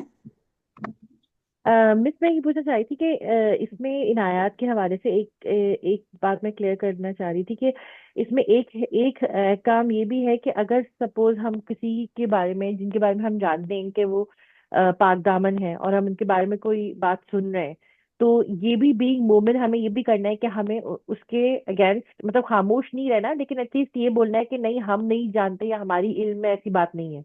मतलब हम फॉर एग्जाम्पल कोई सिचुएशन है जहाँ पे ये है आपको किसी के अच्छी बारे में बात हो गवाही। रही है। अच्छी गवाही, जब आपके सामने ऐसी कोई हाँ बात हो रही है तो आप किसी के बारे में जी अगर जी। अच्छी गवाही दे सकते हैं तो जरूर दें, गवाही मत छुपाएं। अच्छा। ये है मतलब। हाँ लेकिन हाँ सही, मतलब ये भी इम्पोर्टेंट बात है इस मतलब वाक्य के हवाले से कि हमें बोलना चाहिए जहां हम बोल सकते हैं, जहां हमें पता है कि यार हाँ ये बंदा सही है, तो जी, हमें खामोश नहीं रहना, क्योंकि इसमें भी तंबी है ना कि खामोशी आप। नीम नीम रजामंदी भी तो होती है ना। वही वाली बात है कि जब देखे फर्ज करें कि आपको अपनी जिठानी देवरानी या कोई ऐसा लो नंद, इस तरह के रिश्तों में जरा सा वो होती है ना, जरा चपकलिश रहती है ना, इनके बारे में आपको कोई कोई आके कोई कह रहा है, आप सिर्फ इल्जाम तोहमत की बात नहीं हो रही, वैसे ही कोई बात हो रही है, तो आपके जहन में क्योंकि आपके इख्तिलाफात हैं उनके साथ, तो आप या तो चुपचाप सुन लेंगे, अंदर दिल ही दिल में खुश हो रहे हैं कि देखो इसके बारे में क्या कह रहा है, या ये कि आप दो चार और लगा दें उसके अंदर बातें। तो ये दोनों ही चीजें गलत हैं। अगर आपको पता है कि उसने ये बात नहीं कही होगी और आपको पता है कि ये बात जो है वो गलत हो रही है, तो आप आगे से गवाही जरूर दें, भले से वो आपकी आपके वो आपने हाँ पीछे सूरह निसा में पढ़ा था कि वो भले तुम्हारे खिलाफ ही क्यों ना पढ़ती हो, याद है? सूरह हाँ जी में जी निसा में हमने पढ़ा था कि अगर तुम्हें जी जी कि गवाही अगर के मामले में हो, तुम्हारे खिलाफ ही हम्म क्यों ना पढ़ती हो, तुम्हें कहना चाहिए। ठीक है। सही सही जी सही, मैं हुमैरा। चीज क्लियर, हाँ मुझे नहीं हो रही थी। जी जी। जी हुमैरा बोले। जी मैम, अस्सलाम वालेकुम वरहमतुल्लाहि वबरकातुहू। कैसी हैं आप? अल्हम्दुलिल्लाह जी। मैम बस मैं एक बात मुझे इस हवाले से पूछनी थी, जैसे आप अभी बता रही थी, हो सकता है मैं कुछ मिस कर गई हूँ, कि जैसे शादी ब्याह के मामलात में अब तो लोग खैर इतना नहीं करते, लेकिन अगर हमसे कोई पूछता है लड़की के बारे में या लड़के के बारे में और हमें उसके बारे में कुछ मालूमात है, तो हमें इस मामले में क्या करना चाहिए? सही बताना चाहिए। अगर आपको पता है कि कोई गड़बड़ है तो फिर आप बता दें, ये नहीं कि आप खामोश रहेंगे, क्योंकि आपको दूसरा, क्योंकि दोनों ही तरफ आपके मतलब भाई हुए ना, ये जो आपसे जी मशवरा ले रहा है ये भी तो आपका भाई है, तो आप इसको तो नुकसान में नहीं डलवाएंगे।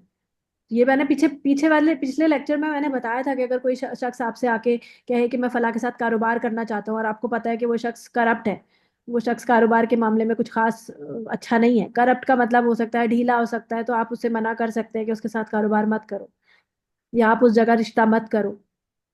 ठीक है। लेकिन मैम उसमें ये भी मैंने देखा है, बल्कि मैं पर्सनली एक मामले की गवाह हूँ, मेरी वालदा से किसी ने पूछवाया था लड़के वालों के मामले में, तो हमने मालूमात करा के दी, तो वो बड़ा नाराज हुए इस पे ना, लड़के वाले, कि आपने कि किसी ने क्यों मालूम करा लड़के के मुतालिक, और हालांकि उनकी सही थी कि लड़की का हक है घर वालों का कि मालूम करे, तो वो बड़ा नाराज हुए इस बात पे। कोई बात नहीं, मालूमात तो करवाएंगे ना, बगैर मालूमात के लिए तो करके जी तो आपको शादी नहीं करनी चाहिए। अब वो किसी किसी के थ्रू भी होती है, खुद भी इंसान करता है, लेकिन कई दफा ऐसा होता है कि अगर वो चौकन्ने हो जाते हैं ना कि ये फला शख्स जो है वो आपके ऑफिस आया और उसने आकर उससे पूछताछ की, तो फिर वो लोगों को बोल रहा हुआ होता है कि भाई कोई मुझसे मेरे बारे में पूछे तो बताना। तो फिर इस तरह लोग क्या करते हैं कि करीबी लोगों को पीछे लगा देते हैं कि उनसे पता करवा लो, ताकि खुद ना जाए, ताकि वो सही बात ही पता चले। तो ऐसा कोई मसला नहीं है, ऐसे बोला मतलब वो तो जाहिर सी बात है, फिर वो तो बुरा जो भी समझे, लेकिन ये बात तो कायदे की बात है। जी। हाँ समरीन, बाज़ औक़ात ये होता है कि आप ख़ास तौर पे जो आपके यहाँ काम करने वाले होते हैं, तो वो बड़ी सबकी जो है उनकी बड़ी वो रहती, तो अब वो किसी की बुराई की आके मुझसे, तो मैंने कहा नहीं नहीं ऐसी तो कोई बात नहीं है, मुझे तो कुछ ऐसा नहीं कहा। अच्छा, फिर मैंने कभी उसकी तारीफ की थी, तो मैंने बोल दिया कि वो तुम्हारी तारीफ इस तरह कर रही थी या किसी के बारे में, तो वो फिर आपस में इस तरह करते करते तो आपस में ताल्लुकात बहुत अच्छे हो गए। अब मेरे यहाँ वो मासियाँ काम करती हैं, बट सब तीनों ही अंदर आती हैं, तो वो बहुत अच्छे ताल्लुकात हो गए। लेकिन इसमें झूठ का आंसर भी तो आ गया कि बुराई भी तो की थी, तो मैंने कहा नहीं मुझसे तो कोई नहीं की, तो ऐसे लेकिन ताल्लुकात अच्छे हो गए उसमें। और इसी तरह बहुत से लोगों का भी होता है कि लोग ये फलां की बुराई, नहीं नहीं मुझे तो नहीं, आपकी इस बात पे तो बहुत तारीफ हो रही थी, जो तारीफ थी वो मैंने बता दी और जो बुराई थी वो गायब कर दी। تو تو دیکھیں इसमें तो झूठ नहीं हुआ, ये आपने सिर्फ छुपाया है। तो आपने वो चीज छुपाई है, जी झूठ तो नहीं हुआ ना ये। जैसा जहाँ तारीफ थी वहीं आप तारीफ ही करिए ना, बुराई पर तारीफ तो नहीं दिखा रही थी।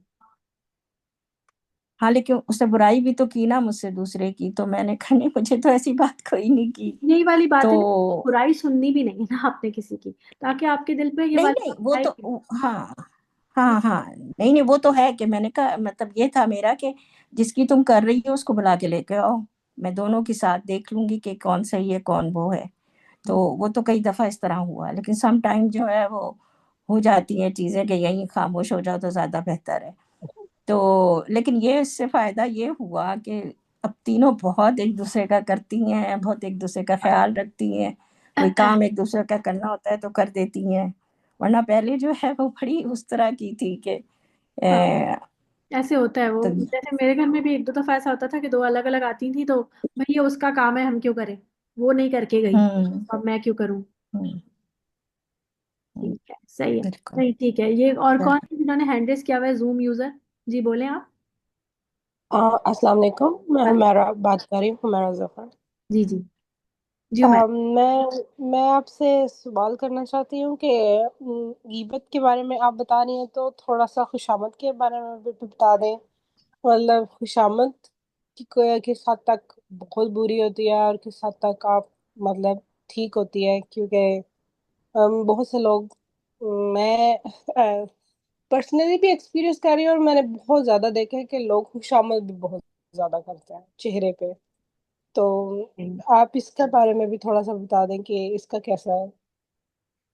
देखें, दो दो दो तरफ दो फरीक है। एक तरफ वो है जो कि खुशामद कर रहा है, ठीक है, और दूसरी जी तरफ वो है जिसकी खुशामद की जा रही है। तो जी खुशामद करना पसंदीदा नहीं है, क्योंकि ये मुनाफकत हुई। खुशामद वही होती है ना जो झूठी होगी, कि आप दिल की, आपके दिल में तो जो है वो ये है कि ये खातून अच्छी नहीं है, और लेकिन आपके मफाद इनके साथ जुड़े हुए हैं, तो अब आप उनके मुंह पर उनकी बहुत तारीफें कर रही हैं, लेकिन दिल में आपके है खुशामद। बेसिकली यही होती है ना, कि भाई फलां शख्स जो है वो मुझे पसंद तो नहीं है, लेकिन उसको जब वो मिलेगा तो आप कहें कि तुम तो बहुत ही खूबसूरत लग रही हो, तुम तो बहुत प्यारी हो, तुम तो हो ही अच्छी, और मतलब इस तरह की और बातें वगैरह वगैरह। तो ये मुनाफकत हो गई, ये तो जाहिर सी बात है, ये जायज नहीं है, तो झूठ है ना, झूठ तो नहीं बोलना। हाँ। दूसरी अच्छा तरफ मैं जिसकी खुशामद की जा रही है, वो, देखें मैंने आपको पहले बताया ना कि तारीफें पसंद करना ये अच्छी बात नहीं है। आप, अगर जैसे अब मैं हूं, अब मैं आप लोगों को पढ़ा रही हूँ, अब आप लोग बार बार आके मुझसे कहें कि आप बहुत अच्छा पढ़ाती हैं, आप बहुत अच्छा पढ़ाती हैं, आप जैसा तो कोई पढ़ा ही नहीं सकता, आप तो ये, अब क्या होगा, मेरे जहन में आएगा कि मैं बहुत ही कोई महान चीज हूँ, और मैं फिर क्या होगा कि मैं अल्लाह की खातिर नहीं, अब तारीफों की खातिर पढ़ाने लग जाऊं, और फिर मैं ये सोचूं कि अब लोग मेरी तारीफ क्यों नहीं कर रहे। अब मैंने जी पढ़ा दिया, अब लेक्चर कर लिया, अब मेरे जहन में होगा कि कोई तारीफ क्यों नहीं करा। तो बेसिकली अखलास, अखलास जो था ना, जो अल्लाह के लिए था, वो खत्म हो गया, अब मैं लोगों के लिए करने लग गई। इसी तरह खुशामद में भी अगर काम नॉर्मली, अब कोई शख्स नॉर्मल कोई दुनिया का काम कर रहा है और उसे कोई खुशामद कर रहा है, तो उसे खुशामद की आदत पड़ जाती है। ये बड़ा, ये जहर कातिल है ये आपकी जिंदगी के लिए अच्छी चीज नहीं है। खुशामद पसंद करना भी अच्छा नहीं है, क्योंकि ये इंसान को अम, रियाकार बनाता है। ठीक है। और मैम एक और बात कि खुशामद तो करने वाले के बारे में बंदा कैसे पता करे कि सामने वाला खुशामद कर रहा है या दिल से तारीफ कर रहा है, और क्या आप दिल से तारीफें ही तारीफ। ना पसंद करें ना, मैं कह रही हूँ वही तो, कि आप जी किसी की तारीफ को वहीं रोक दें कि अच्छा ठीक है, आपको खुद पता है ना कि आप कितने अच्छे हैं और कितने बुरे हैं। दूसरा आपकी तारीफ करेगा तो दूसरे का सर्टिफिकेट तो नहीं चाहिए हमें, हमें खुद पता होता है, हम अपने अंदर को, अपने आप को दूसरे से तो ज्यादा ही जानते हैं ना।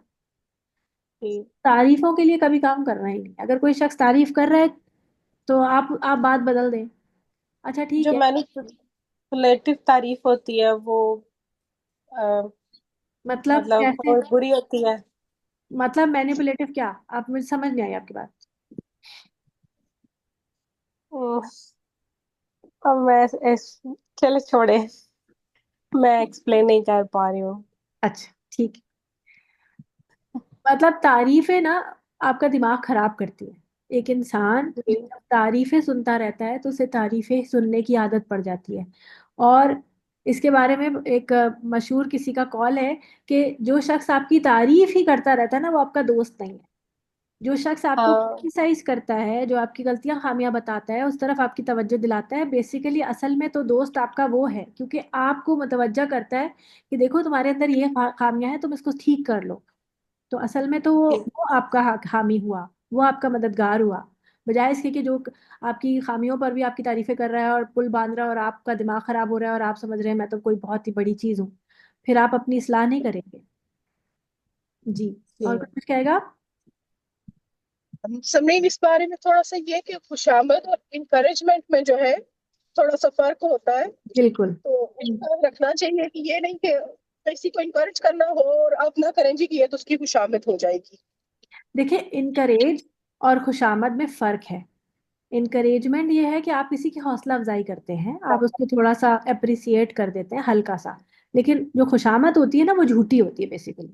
انکریجمنٹ میں جھوٹ نہیں ہوتا، اس میں آپ ہوتا ہے کہ آپ تھوڑا سا اس نے اچھا کیا ہے، آپ اس کے اور اس پہ آپ اس کو موٹیویٹ کر دیں کہ دیکھیں آپ اس سے بہتر کر سکتی ہیں، مجھے پتا ہے کہ آپ کر لیں گے، تو آپ کر کے دکھائیں، آپ کوشش کریں، تو وہ آپ کو عمل پر اکساتی ہے بات. لیکن خوشامد آپ کو اسی پر قناعت پر کر دیتی ہے، آپ اسی پہ قانے ہو جاتے ہیں کہ بس اب میں نے کر لیا، میں تو آلریڈی کر چکی، میرا کام ختم.